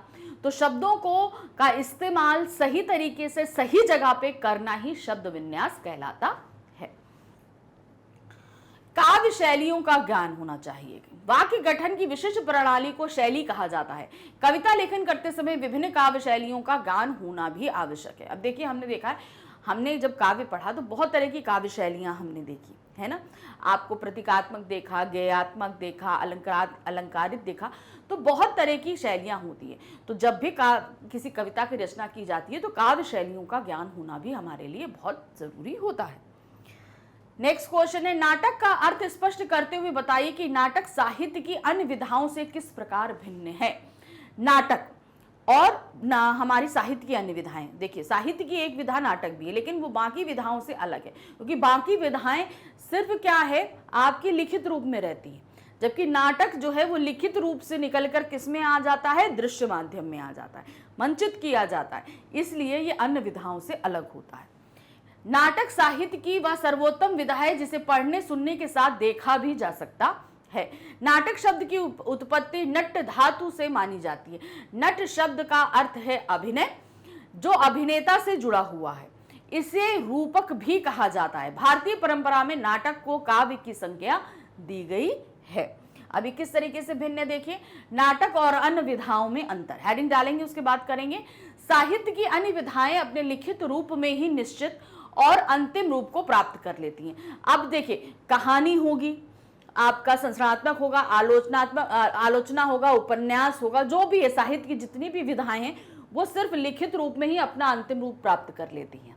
लिखी गई और वहीं पर हो गई, अब जो पढ़ना चाहे पढ़े। लेकिन नाटक इनसे अलग हो जाता है। कैसे? किंतु नाटक लिखित रूप में एक आयामी है, मतलब जब तक वो लिखा हुआ है तब तक एक आयामी है। मंच के पश्चात ही उसमें संपूर्णता आती है, यानी कि जब उसे मंच पर मंचित कर दिया जाता है तब कहीं जाकर वह पूर्ण होता है। अतः साहित्य की अन्य विधाएं पढ़ने या सुनने तक की यात्रा तय करती हैं, परंतु नाटक पढ़ने सुनने के साथ देखने के तत्व को भी अपने में समेटे हुए। तो नाटक यहाँ पर क्या है, हम सिर्फ लिखते, पढ़ते और सुनते ही नहीं है, हम उसको देखते भी हैं। तो ये संपूर्णता जब मंच पे मंचित हो जाती है तब ये नाटक अपनी संपूर्णता को प्राप्त करता है। तीसरा प्रश्न है, कहानी की मौखिक परंपरा पर अपने विचार व्यक्त करिए। अब देखिए, कहानी की सबसे पुरानी परंपरा हमारी मौखिक परंपरा है। जब से कहानियां शुरू हुई, पहला स्वरूप उसका मौखिक था, लिखित तो बाद में आया। अब इस मौखिक परंपरा पर ही हमको प्रकाश डालना है। मौखिक कहानी की परंपरा बहुत पुरानी है। प्राचीन काल में मौखिक कहानियों की लोकप्रियता इसलिए थी क्योंकि यह संचार का बड़ा माध्यम थी। इस कारण धर्म प्रचारकों ने भी अपने सिद्धांत और विचार लोगों तक पहुंचाने के लिए कहानी का सहारा लिया था। शिक्षा देने के लिए भी कहानी विधा का प्रयोग किया गया, जैसे पंचतंत्र की कहानियां लिखी गई जो विश्व प्रसिद्ध हैं। तो यहाँ पर कहानी, मौखिक कहानियां क्यों प्रचलित हुई, ये हमने कारण आपको बता दिया। अब हम आते हैं नेक्स्ट क्वेश्चन नंबर 9। यहाँ पर है, निम्नलिखित 3 में से किन्हीं 2 प्रश्नों के उत्तर लगभग 80 शब्दों में हमें देने। तो देखिए, अब यहाँ पर अभी हमने जो देखा, हमारी बुक अभिव्यक्ति माध्यम के 3 प्रश्न पूछे गए थे, 2 करने थे, जो हमें 60 शब्दों में हमें बांधा गया था, 60 शब्दों के अंदर करना था। अब हमारे पास फिर से हमारी पुस्तक अभिव्यक्ति और माध्यम के 3 प्रश्न प्रस्तुत किए गए हैं, जिनमें से हमें सिर्फ 2 करने हैं और वर्ड लिमिट है हमारी 80, यानी कि 80 शब्दों के अंदर हमें करना है। तो ये कितने मार्क्स का है हमारा, ये 4 मार्क्स का एक है, यानी कि जो 80 शब्दों वाला करेंगे वो 4 मार्क्स का एक प्रश्न होगा। तो टोटल 8 नंबर का हमारा प्रश्न संख्या 9 हो जाएगा। तो चलिए देखते हैं इसमें हमारा प्रश्न का क्या है। तो 3 प्रश्न है, 3 में से 2 करने हैं। पहला है, संवाद का अर्थ बताते हुए इसके महत्व को स्पष्ट कीजिए। किसी भी कहानी में संवाद बहुत जरूरी होता है। तो कहानी को आगे बढ़ाने, प्रगति करने, उसमें भाई कहानी का आरंभ लेकर द्वंद्व लेकर समाप्ति तक में सारा काम पात्रों द्वारा किया जाता है। अब पात्र ये सारी चीजों को तब कैसे करते हैं, अपने संवादों के माध्यम से। तो किसी भी कहानी में संवाद बहुत जरूरी भूमिका निभाते हैं। कहानी के पात्रों द्वारा किए गए उनके विचारों की अभिव्यक्ति को संवाद या कथोपकथन कहते हैं। तो ध्यान रखिएगा, संवाद, अगर आपको कथोपकथन कहते हैं तो कथोपकथन का मतलब ही संवाद होता है, और संवाद का मतलब, ये दोनों एक ही चीज है, एक चीज के ही 2 नाम है। ध्यान रखिएगा, ये चीज बिल्कुल कंफ्यूज नहीं होइएगा। कहानी में संवाद का विशेष महत्व होता है। संवाद ही कहानी तथा पात्र को स्थापित एवं विकसित करते हैं, साथ ही कहानी को गति देकर आगे बढ़ाते हैं। जो घटना या प्रतिक्रिया कहानीकार होती हुई नहीं दिखा सकता, उसे वह संवादों के माध्यम से सामने लाता है। इस प्रकार कहानी में संवादों का अत्यंत महत्व है। अब कहानीकार बहुत सी सारी चीजें होती हैं जिन्हें वो ऐसे नहीं दिखा सकता, तब वो क्या करता है, वो पात्रों के संवादों के माध्यम से चीजों को व्यक्त करता है। तो इसलिए कहानी में जो है संवादों का बहुत अधिक महत्व होता है। नेक्स्ट क्वेश्चन आते हैं, समाचार लेखन में इंट्रो किसे कहते हैं? इंट्रो लिखते समय किन किन बातों का ध्यान रखना चाहिए? अब समाचार हमारा उल्टा पिरामिड शैली में लिखा जाता है। अब आप सभी को पता है कि ये हमारा उल्टा पिरामिड शैली है, जिसे 3 भागों में बांटा जाता है। पहला हमारा होता है इंट्रो, दूसरा हमारा होता है बॉडी, और तीसरा हमारा होता है समापन। ठीक है, तो यहां पर हम बात किसकी कर रहे हैं, हम इंट्रो की बात कर रहे हैं। तो इंट्रो क्या होता है, समाचार लेखन का मुखड़ा बोलिए, इंट्रो बोलिए, वो चीजें होती है।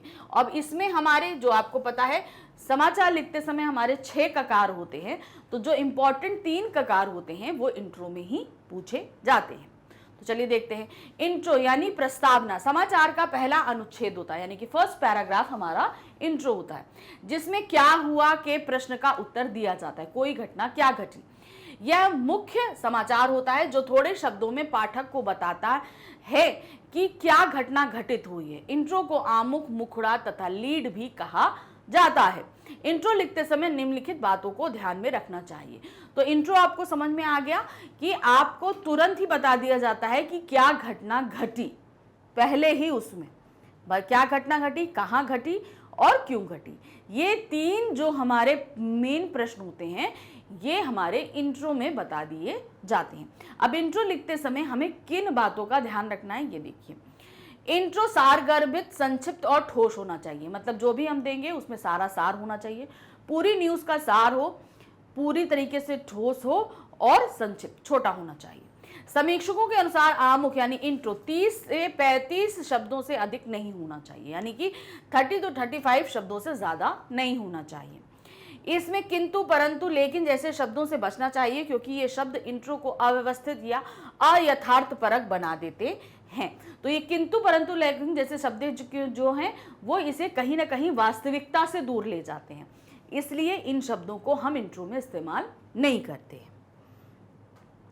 अब नेक्स्ट क्वेश्चन है, समाचार लेखन में कैसे और क्यों का स्थान कहाँ होता है और क्यों। ठीक है, कैसे और क्यों का स्थान कहाँ होता है और क्यों स्पष्ट कीजिए। तो समाचार लेखन में हमने आपको बताया उल्टा पिरामिड शैली में लिखा जाता है, 6 ककार होते हैं। 6 ककारों में कैसे और क्यों कौन से स्थान पे आता है, इंट्रो में आएगा, बॉडी में आएगा, समापन में आएगा, ये आपको बताना है। तो देखिए क्या है, समाचार लेखन में कैसे का स्थान क्या, कब, कहां और कौन के पश्चात आता है। समाचार के मुखड़े के बाद जहां समाचार का विस्तृत वर्णन या विवरण आता है अर्थात बॉडी, वहां कैसे को स्थान मिलता है। तो इन क्या हो गया, जहां से हमारी बॉडी शुरू होती है कैसे शब्द को हमें वहीं स्थान दिया जाता है। क्यों अर्थात घटना घटने के कारणों का विश्लेषण कैसे के बाद आता है।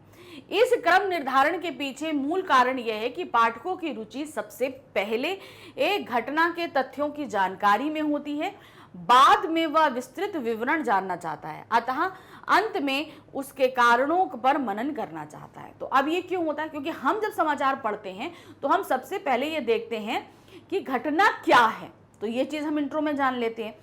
कैसे घटित हुई, क्यों घटित हुई, ये हमारे लिए बाद में जरूरी है, तो वो इसलिए इन प्रश्नों को हम बॉडी में रखते हैं। अब आते हैं हमारे प्रश्न संख्या 10। अब प्रश्न संख्या 10 से हमारे जो है हमारी पाठ्य पुस्तक आरोह से प्रश्न आएंगे।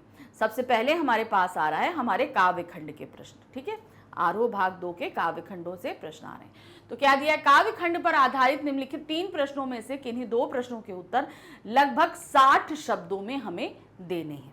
समझ गए आप। तो काव्य खंड से जो अब ये 3 प्रश्न पूछे जा रहे हैं, इनमें से हमें कितने 2 प्रश्न करने हैं, लेकिन 60 शब्दों में। तो हमारा यहाँ 3 नंबर का एक प्रश्न रहेगा। चलिए देखते हैं पहला प्रश्न। दिन जल्दी जल्दी ढलता है कविता में बच्चों की प्रत्याशा को कवि ने किस प्रकार प्रस्तुत किया है। तो वहां पर क्या है, बच्चे जो हैं नीड़ों से झांक रहे हैं, नीड़ों अर्थात घोंसलों से झांक रहे हैं। तो यहाँ उनकी प्रत्याशा को किस प्रकार उन्होंने बताया है। दिन जल्दी जल्दी ढलता कविता में चिड़िया संध्या समय अपने नीड़ में लौट कर जाना चाहती है। उसके पंख थक चुके हैं मगर वह उड़ रही है। जैसे ही उसे यह ध्यान आता है कि उसके नन्हे बच्चे नीड़ों से झांक रहे होंगे, नीड़ों अर्थात घोंसलों से झांक रहे होंगे, तो चिड़िया के पंखों में थकान की जगह तेजी आ जाती है और वह और अधिक तीव्र गति से उड़ने लगती है। वह चाहती है कि अपने बच्चों की इच्छा को पूरा करूं, उनके मुंह में दाना डालूं, उन्हें स्नेह से अपने पंखों में छिपा लूं। अर्थात कवि बच्चों की प्रत्याशा को जीवन की गति और आशा की किरण मानते हैं। तो यहाँ पर बच्चे जो चाह रहे हैं, इस वजह से जैसे ही माँ इस बारे में सोचती है तो उसका शरीर भले थक चुका हो, लेकिन वो उसके शरीर में एक नई स्फूर्ति फूंक देती है, आशा फूंक देती है। तो यहाँ बच्चों की प्रत्याशा को कवि ने क्या कहा है, जीवन की गति और आशा की किरण बताया है। दूसरा प्रश्न है, कवितावली पाठ में तुलसी के संकलित कवित्वों में चित्रित तत्कालीन आर्थिक विषमताओं पर टिप्पणी कीजिए। अब यहाँ पर देखिए, कवितावली में तुलसीदास जी ने उस समय बहुत सारी विषमताएं, अपने समय की बहुत सारी विषमताओं के बारे में बताया है। ठीक है, तो अब उन्हीं को हमें यहाँ अपने शब्दों में बताना है। ठीक, उसमें बताया कि उन्हें किस तरीके से बेरोजगारी फैली है, भुखमरी फैली है, लोगों को खाना नहीं है, और साथ ही साथ उन्होंने एक जगह और बताया था कि धर्म के रूप में भी विषमताएं फैली हुई, धार्मिक तौर पे भी। तो ये सारी चीज़ों को आपको यहाँ पर व्यक्त करना है। तो क्या है, गोस्वामी तुलसीदास भक्त कवि थे। उन्होंने अपने युग की आर्थिक विषमता को करीब से देखा ही नहीं बल्कि अनुभव भी किया है। तत्कालीन समाज में चारों ओर अकाल के कारण बेरोजगारी और भुखमरी फैली थी। लोगों के पास काम नहीं था, लोग संतान तक बेचने के लिए विवश थे। चारों ओर लाचारी और विवशता ही दिखाई पड़ती थी। पेट की आग समुद्र की आग से भी अधिक भयंकर थी, जिसके लिए लोग कुकर्म कर रहे थे और अपने धंधे में भी धर्म अधर्म का विचार नहीं रख रहे थे। इस प्रकार तुलसी का युग अनेक आर्थिक विषमताओं से घिरा हुआ था। तो किस तरीके से वहां पे खाना नहीं था, लोगों को नौकरी नहीं थी, पेट की आग बुझाने के लिए अपने बच्चों को बेच रहे थे, तो ये सभी चीजें ये हो रही थी। तो ये सभी क्या थी? आर्थिक विषमताओं के कारण थी। नेक्स्ट क्वेश्चन है, पतंग कविता में कवि ने बच्चों की तुलना किससे की है और क्यों? उदाहरण सहित बताइए। तो यहाँ पर बच्चे, जैसे पतंग जो है रंग बिरंगी चंचल सी होती है ना, उसी तरीके से बच्चे भी इसी तरीके से चंचल होते हैं। तो एक तरीके से हम बोलेंगे कि उन्होंने पतंग से ही बच्चों की तुलना कर दी है। तो क्या है? पतंग कविता में कवि ने बच्चों की तुलना पतंग से की है। पतंग के माध्यम से बाल सुलभ इच्छाओं एवं उमंगों को अत्यंत सुंदर चित्रण किया है। बाल सुलभ क्रियाकलापों एवं प्राकृतिक परिवर्तनों की अभिव्यक्ति हेतु कविता में सुंदर बिंबों का उपयोग किया गया है। बच्चों की उमंगों का रंग बिरंगा सपना है पतंग। तो बच्चे कितना बढ़िया सोच रखते हैं, कितनी सारी चीजें रखते हैं, कितने चंचल होते हैं, कितने हल्के फुल्के होते हैं, कितनी उनमें गति होती है, ये सभी चीजें हमने देखी, कविता में पढ़ी। और देखिए इसको सिमिलर करिए तो पतंग में भी यही सारी चीजें होती है। तो इन्होंने क्या किया है? बच्चों की तुलना पतंग से करी है। आकाश में उड़ती रंग बिरंगी तितलियों जैसी पतंगें उन्हें आकर्षित करती हैं। बाल मन इन्हें अपने हाथों से छूना चाहता है और उसके पार जाना चाहता है। इस प्रक्रिया में गिरने वाले तथा गिरकर संभलने वाले बच्चे भी शामिल हैं। मतलब जो गिर जाते हैं और जिन्हें चोट नहीं लगती, वो और ज्यादा जो है कॉन्फिडेंट हो जाते हैं उस पतंग को पकड़ने के लिए। वस्तुतः पतंग उनकी स्वतंत्रता, स्वच्छंदता और नई उमंगों व उत्साह का प्रतीक है। किसकी? बच्चों की स्वतंत्रता है, स्वच्छंदता है और साथ ही उनकी नई उमंगों के प्रतीक के रूप में प्रस्तुत करी गई है। अब आते हैं हम प्रश्न संख्या 11 पे। प्रश्न संख्या 11 में भी हमारे काव्य खंड से ही प्रश्न पूछे गए हैं। ठीक है, जो आरोह पुस्तक की हमारा काव्य खंड है उसी से प्रश्न क्या है। काव्य खंड पर आधारित 3 प्रश्नों में से किन्हीं 2 प्रश्नों के उत्तर लगभग 40 शब्दों में देने। ध्यान रखिएगा, शब्द वर्ड लिमिट्स को आपको हर जगह ध्यान रखना है, इसको बिल्कुल भी इग्नोर मत करिएगा। मैं बार बार बोलती हूँ, वर्ड लिमिट्स आपके लिए बहुत इंपॉर्टेंट है। तो यहाँ पर काव्य खंड में हमारे सामने 3 प्रश्न प्रस्तुत हैं, जिन्हें में से हमें 2 प्रश्न करने हैं और ये हमारे 2 मार्क्स का एक होगा, यानी कि 40 वर्ड्स का लिखना है तो 2 नंबर्स का एक हमारा प्रश्न होगा। तो यहाँ पर क्या है? पहला, पर्दे पर वक्त की कीमत है, ये कथन किस बात की ओर संकेत करता है? तो यहाँ कैमरे में बंद अपाहिज कविता से ये प्रश्न पूछा गया है। क्या है? पर्दे पर वक्त की कीमत होती है। तो ये बात किस ओर इशारा कर रही है कि जो हमारे संचार के जो माध्यम है, ये समय यहाँ बहुत कीमती होता है, एक एक सेकंड जो है बहुत कीमती होता है। ये सब चीज़ें तो आप जानते होंगे, टीवी से अच्छी तरह वाकिफ हैं, तो यही चीज़ आपको यहाँ पर लिखनी है। तो क्या है? पर्दे पर वक्त की कीमत है, ऐसा कहकर कार्यक्रम को प्रस्तुत करने वाला बताना चाहता है कि कितने महत्वपूर्ण संचार माध्यम में काम कर रहा है। समय की कमी टेलीविजन के महत्व को सूचित करती है। यह भी अपाहिज व्यक्ति और दर्शक दोनों को ही उस क्रूरता से अनजान रखने का एक आकर्षक ढंग है जो कार्यक्रम के प्रस्तुतकर्ता दूरदर्शन वालों द्वारा अपाहिज व्यक्ति के साथ पर्दे की आड़ में की जा रही है। तो यहाँ पर पर्दे पर वक्त की कीमत होती है, ये चीज वहां पर वो व्यक्ति ये बता रहा है कि वो बहुत इंपॉर्टेंट काम कर रहा है और यहाँ पर समय बहुत महत्वपूर्ण है। लेकिन साथ ही इन शब्दों के माध्यम से वो जिस चीज को छुपा रहा है वो क्या चीज है? वो है क्रूरता। एक अपाहिज व्यक्ति जिससे आप इंटरव्यू ले रहे हो, उसे थोड़ा सा टाइम देना है, लेकिन आप उसे कैसे प्रश्न करते हो? सिर्फ टाइम की कमी के कारण। और वही क्रूरता उन्होंने इन शब्दों के पीछे छिपा दी है। नेक्स्ट क्वेश्चन है, दिन जल्दी जल्दी ढलता है में पक्षी तो लौटने को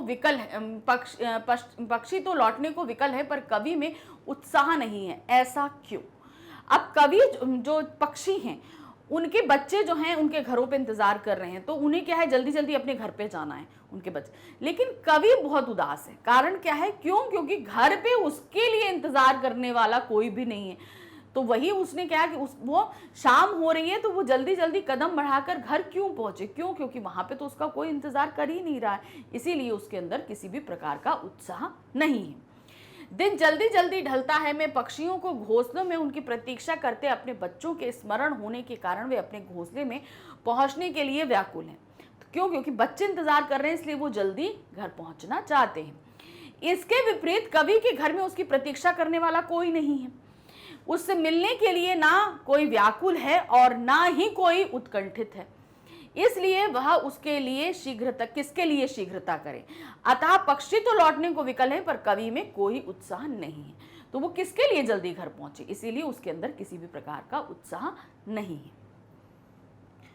नेक्स्ट क्वेश्चन है, उषा कविता में भोर के नभ की तुलना किससे की गई है और क्यों। तो यहाँ पर बहुत तरीके से की गई है भोर के नभ की। नीला शंख, राख से लिपा चौका, तो उन सभी चीजों को आपको यहाँ बताना है और क्यों की गई है ये भी बताना है। तो उषा कविता में भोर के नभ की तुलना राख से लिपे चौके, नीले शंख, लाल केसर से युक्त काली सिल, लाल खड़िया चौक से लिप्त स्लेट जैसे उपमानों से की गई है। तो इन 4-5 चीजों से की गई है, हमने सब बता दिया, क्योंकि कवि ने इन उपमानों के माध्यम से अंधकार के समाप्त होने तथा प्रकृति के में प्रतिपल आ रहे परिवर्तनों को रेखांकन करने का प्रयास किया है। इसको ऐसे समझिए कि ये सारी चीजों को उन्होंने इसलिए इस्तेमाल किया है ताकि जो पल पल जो प्रकृति बदल रही है, देखिए सुबह के समय कितनी जल्दी, पहले अंधेरा होता है, लालिमा आती है, फिर धीरे धीरे रोशनी बढ़ती है, सूरज निकल आता है, तो जैसे जल्दी जल्दी सारी चीजें चेंज हो रही हैं, उसको उन्होंने बताने के लिए इन उपमानों का प्रयोग किया है। अब आते हैं प्रश्न संख्या 12 पे। प्रश्न संख्या 12 पर हमसे हमारे आरोह बुक के गद्य खंड के प्रश्न पूछे गए हैं। अब यहाँ पर क्या है, 3 प्रश्न पूछे गए हैं, 2 प्रश्न करने हैं और याद रखिए 60 शब्दों में, ठीक है, 60 शब्दों में आंसर होना चाहिए। तो यहाँ पर जो 3 प्रश्न में से 2 करने हैं, तो एक प्रश्न हमारा 3 मार्क्स का है, तो 2 हमारे कितने हो गए 6 मार्क्स के। तो तीनों ही प्रश्न हम देख रहे हैं, क्या है देखिए गद्य खंड में। तो यहाँ पर क्या दिया है, पानी दे गुड़धानी दे कहकर मेघों से पानी के साथ साथ गुड़धानी की मांग क्यों की जा रही है। पाठ कौन सा है हमारा, काले मेघा पानी दे से। पानी दे गुड़धानी दे, ये एक गाना गाते हुए पूरी मेढक मंडली जो है सब जगह से गुजर रही होती है और सभी उस पर पानी डाल रहे हैं। तो यहाँ पानी के साथ साथ गुड़धानी क्यों मांगी जा रही है, आपको ये बताना है। तो देखिए यहाँ क्या है, इंद्रसेना बादलों से पहले पानी मांगती है और बाद में गुड़धानी। गेहूं या चने को भूनकर उसे पिघले हुए गुड़ में मिलाकर गुड़धानी बनाई जाती है। तो गुड़धानी क्या होता है पहले आपको बताना होगा। तो गुड़धानी गेहूं और चने को भूनकर उसे पिघले हुए गुड़ में मिलाकर गुड़धानी बना दी जाती है। वर्षा होगी तभी गेहूं, चना, ईख आदि की बुआई होगी। इन सब के पैदा होने पर गुड़धानी बनेगी। इसके साथ ही यहाँ गुड़धानी भोजन का प्रतीक है। बादलों से भोजन मांगा जा रहा है क्योंकि मनुष्य की मूल आवश्यकताओं में हवा के बाद जल और अन्न का स्थान होता है।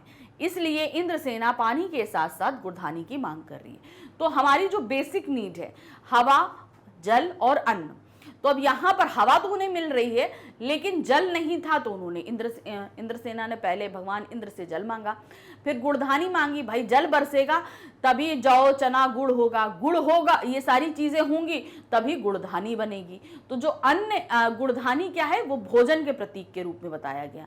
भाई गेहूं से खाली गुड़धानी तो बनेगी नहीं, रोटी बनेगी, जौ से भी रोटी बनेगी, जौ से और भी उपमान बनेंगे। तो इस तरीके से वो एक तरीके से पहले जल और फिर अन्न जो है गुड़धानी के रूप में ईश्वर से मांग रहे हैं।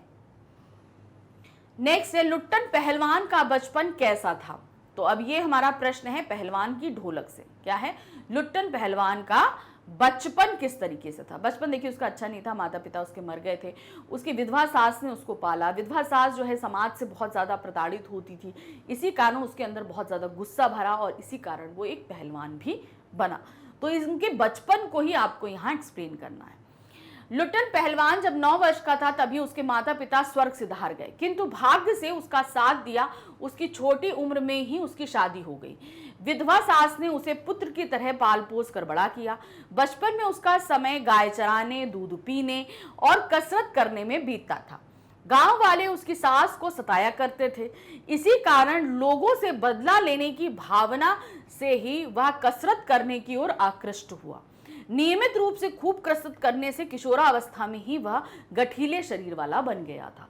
तो अब किस तरीके से वो एक पहलवान बना, इसकी नींव जो है उसके बचपन में ही रख गई थी। कारण भले ही ईर्ष्या रहा हो, लेकिन उस पहलवानी की वजह से उसका जीवन बहुत अच्छे से चला। नेक्स्ट क्वेश्चन है, हमारे समाज में जाति प्रथा किस रूप में स्थापित की गई है? तो डॉक्टर भीमराव अंबेडकर का जो हमारा चैप्टर है जाति प्रथा श्रम विभाजन, उसके बारे में हमारे समाज में जाति प्रथा किस रूप में स्थापित की गई है। तो क्या विचार थे अंबेडकर जी के? प्राचीन काल से ही हमारे समाज में वर्ण तथा आश्रम व्यवस्था संचालित की जाती थी। इसका आधार श्रम विभाजन ही था। समाज में ब्राह्मण पठन पाठन के लिए, क्षत्रिय राजपाट और सैन्य व्यवस्था के लिए, वैश्य वाणिज्य व्यवसाय के लिए, तीनों वर्गों तथा समस्त समाज हेतु समस्याएं उपलब्ध कराने के लिए शूद्र थे। जो बेसिक नीड्स होती हैं उनको जैसे उपलब्ध कराने के लिए शूद्र थे। इच्छा और रुचि से उस समय व्यवसाय बदले भी जा सकते थे। इसका उदाहरण है कि विश्वामित्र का राजा से ऋषि होना। यह एक स्वस्थ श्रम विभाजन व्यवस्था थी, लेकिन समय के साथ साथ इस व्यवस्था को कठोर और रूढ़िग्रस्त बना दिया गया। पहले तो था फ्लेक्सिबिलिटी कि आप चेंज कर सकते थे, लेकिन जैसे जैसे समान परिवर्तन हुआ, आपको अपनी जाति के अनुसार जो है श्रम परिवर्तन में बाउंडेशन कर दी गई थी, आप नहीं बदल सकते हैं। नेक्स्ट क्वेश्चन है क्वेश्चन नंबर 13। इसमें क्या पूछा गया है? इस पे भी हमारे सामने हमारे गद्य खंड के प्रश्न पूछे गए हैं। क्या है? भारत गद्य खंड पर आधारित निम्नलिखित 3 प्रश्नों में से किन्हीं 2 प्रश्नों के उत्तर लगभग 40 शब्दों में देने। अब हमें 40 वर्ड्स में उत्तर देने हैं। 3 प्रश्न है, 3 में से 2 करने हैं। तो यहां पर क्या है, 2 मार्क्स का एक प्रश्न रहेगा। पहला प्रश्न है, भारत की जाति प्रथा क्या क्या काम करती है? तो वही हमारी जाति प्रथा श्रम विभाजन पर प्रश्न पूछा गया है पाठ से। तो क्या है, भारत की जाति प्रथा क्या क्या काम कर रही है, क्या करती है? भारत की जाति प्रथा को आधुनिक समाज उचित नहीं मानता। भारत की जाति प्रथा श्रमिकों का अस्वाभाविक विभाजन तो करती ही है, इसके साथ साथ विभाजित वर्गों को एक दूसरे की अपेक्षा ऊंच नीच का एहसास भी करा देती है, जो सर्वथा अनुचित है। इससे देश में विषमता की भावना प्रबल होती है तथा भ्रष्टाचार भी फैलता है। ऐसा विश्व के किसी भी समाज में नहीं पाया जाता। तो जहां पर ये जाति के तौर पर अलग अलग श्रम को विभाजित कर रही है, वहीं एक दूसरे के प्रति जो है बहुत ही विपरीत भावनाएं भी पैदा कर रही है। तो क्या हो रहा है, समाज के अलग अलग वर्ग में एक दूसरे को लेकर बहुत ही ज्यादा कुंठा, ईर्ष्या, क्रोध जो है वो व्याप्त होता जा रहा है, जो कि विश्व के किसी भी समाज में नहीं होता है। नेक्स्ट क्वेश्चन है, काले मेघा पानी दे पाठ में लेखक जीजी के किन किन कामों को करता था? तो अब जीजी जो थी वो थोड़ी बुजुर्ग थी, तो उनके बहुत सारे कामों को हमारे लेखक किया करते थे। वो क्या क्या काम थे वो आपको बताना है। काले मेघा दे पाठ में जीजी की खुशी के लिए लेखक को वे सभी काम करने पड़ते थे जिन्हें वह अंधविश्वास मानता था। जैसे कि इंद्र सेना को पानी देना, तो मना कर देते हैं हम नहीं देंगे। पूजा पाठ करना, ये सारी चीजें वो अंधविश्वास मानते थे, लेकिन जीजी की खुशी के लिए वो करते थे। सारे पूजा पाठ अनुष्ठान पूरे करने पड़ते थे। वह दिवाली पर कौड़ियों को गोवर्धन और सतिया बनाता था। जन्माष्टमी पर झांकी भी सजाता था और पंजीरी बांटता था। हर छठ पर कुल्हड़ियों में भुजा भरता था। तो मतलब ये ऐसे काम थे जो हमारे लेखक को अंधविश्वास लगते थे, लेकिन जीजी की खुशी के लिए वो करते थे, क्योंकि जीजी उन्हें अपना बेटा जैसा मानती थी और जो है वो बुजुर्ग भी थी। तो अब इतने बड़े व्यक्ति को मना करना और उनकी भावनाओं को ठेस पहुंचाना ये हमारे लेखक को पसंद नहीं था, इसलिए वो अंधविश्वास मानते हुए इन सारे कामों को वो करते थे। नेक्स्ट है, बाजार दर्शन पाठ के आधार पर बताइए कि लेखक ने पैसे को ही पावर क्यों कहा है, क्यों उन्होंने पैसे को ही पावर माना है। तो ये कौन सा पाठ था हमारा? बाजार दर्शन। देखिए क्या है, तो बाजार दर्शन पाठ में लेखक ने पैसे को ही वास्तविक पावर बताया है, क्योंकि इससे ही व्यक्ति वस्तुएं खरीद सकता है। पैसे की क्रय शक्ति के कारण ही हम अपनी आवश्यकताएं और इच्छाएं पूरी कर सकते हैं। पैसे के अभाव में व्यक्ति को मन मार कर संसार में रहना पड़ता है। इसीलिए लोगों के पास यदि अत्यधिक पैसा होता है तो वे गर्व महसूस करते हैं। इसी कारण लेखक ने पैसे को पावर कहा है। अब देखिए, हमारे पास अगर पैसा होता है तो हमारे अंदर एक थोड़ा सा क्या कहते हैं, थोड़ा कॉन्फिडेंस आ जाता है चीज़ों को फेस करने का। अगर पैसा नहीं हो तो खाने पीने, घूमने, अपने शौक को पूरा करने कोई भी कार्य हम नहीं कर सकते। इसीलिए पैसा क्या है? पावर है, हमें ताकत देता है। सोच में, कार्य में, हर तरीके की चीज में हमें वो ताकत प्रदान करता है, इसीलिए उसे पावर की संज्ञा हमारे लेखक ने दी है। तो इस तरीके से हमने फटाफट ये अपना सेकंड सैंपल पेपर कंप्लीट कर लिया। तो इसी तरीके से आगे और भी सैंपल पेपर लेकर आती रहूंगी, तो ध्यान रखिएगा। साथ साथ में हम सॉल्व करते जाएंगे तो हमारी एक प्रैक्टिस होती जाएगी। देखिए इस तरीके से हमारे लगभग बहुत सारे क्वेश्चंस हम रिवाइज कर लेंगे। दूसरा, हमारी लिखने की हैबिट हो जाएगी। ध्यान रखिए, लिखिए ज़रूर, क्योंकि आप लोग की बहुत कंप्लेंट रहती है कि लिखने को बहुत होता है और समय कम होता है। तो ये लिखने समय कम पढ़ना, ये सिर्फ ये इस चीज़ को इंडिकेट कर रहा है कि आपने अपनी लिखने की हैबिट छोड़ दी है। आप जितना लिखने की प्रैक्टिस करेंगे, आपकी स्पीड उतनी ज़्यादा बिल्डअप होगी, ये आपको ध्यान रखें। तो मैग्नेट ब्रेन्स जो है आपकी पढ़ाई के लिए बहुत चिंतित रहता है। देखिए अभी तक आपको 100% फ्री एजुकेशन देता रहा, आगे भी देता रहेगा। तो अब आपकी एजुकेशन को और ज़्यादा अच्छा बनाने के लिए हम आपके लिए जो है बुक्स और ई बुक्स लेकर आए हैं। ये बुक्स और ई बुक्स आपको किंडरगार्टन से लेकर क्लास 12 तक के सभी सब्जेक्ट्स के लिए बहुत ही ईजिली तरीके से मिल रही हैं। अच्छा, ये हैं तो बुक्स, लेकिन हमने आपकी आसानी के लिए और इसे एफिशिएंट बनाने के लिए अलग अलग कैटेगरीज में डिवाइड कर दिया। जैसे हम थ्योरी पढ़ते हैं तो एक हमारी थ्योरी बुक हो गई, ठीक है।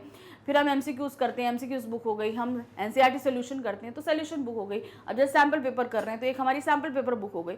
इस तरह अलग अलग बुक्स जो है वो अवेलेबल करा दिए हैं हमने आपकी ये सुविधा के लिए। अब आता है कि हमें मिलेंगी कैसे, तो नीचे जो है डिस्क्रिप्शन बॉक्स में आपके सामने एक लिंक दिया गया है। लिंक को ओपन करिए, उसमें फॉर्म है, उसे फिल करिए और सबमिट करिए। सबमिट करेंगे तो हमारा एक टीम मेंबर आपसे कांटेक्ट करेगा इस बुक के रिकॉर्डिंग, जो भी आप बुक चाहते हैं। तो जल्दी इस बुक को आप प्राप्त कर लेंगे और अपनी पढ़ाई को बहुत अच्छा करेंगे। तो आगे और भी सैम्पल पेपर है, साथ में रहिएगा। Thank you for watching, bye bye.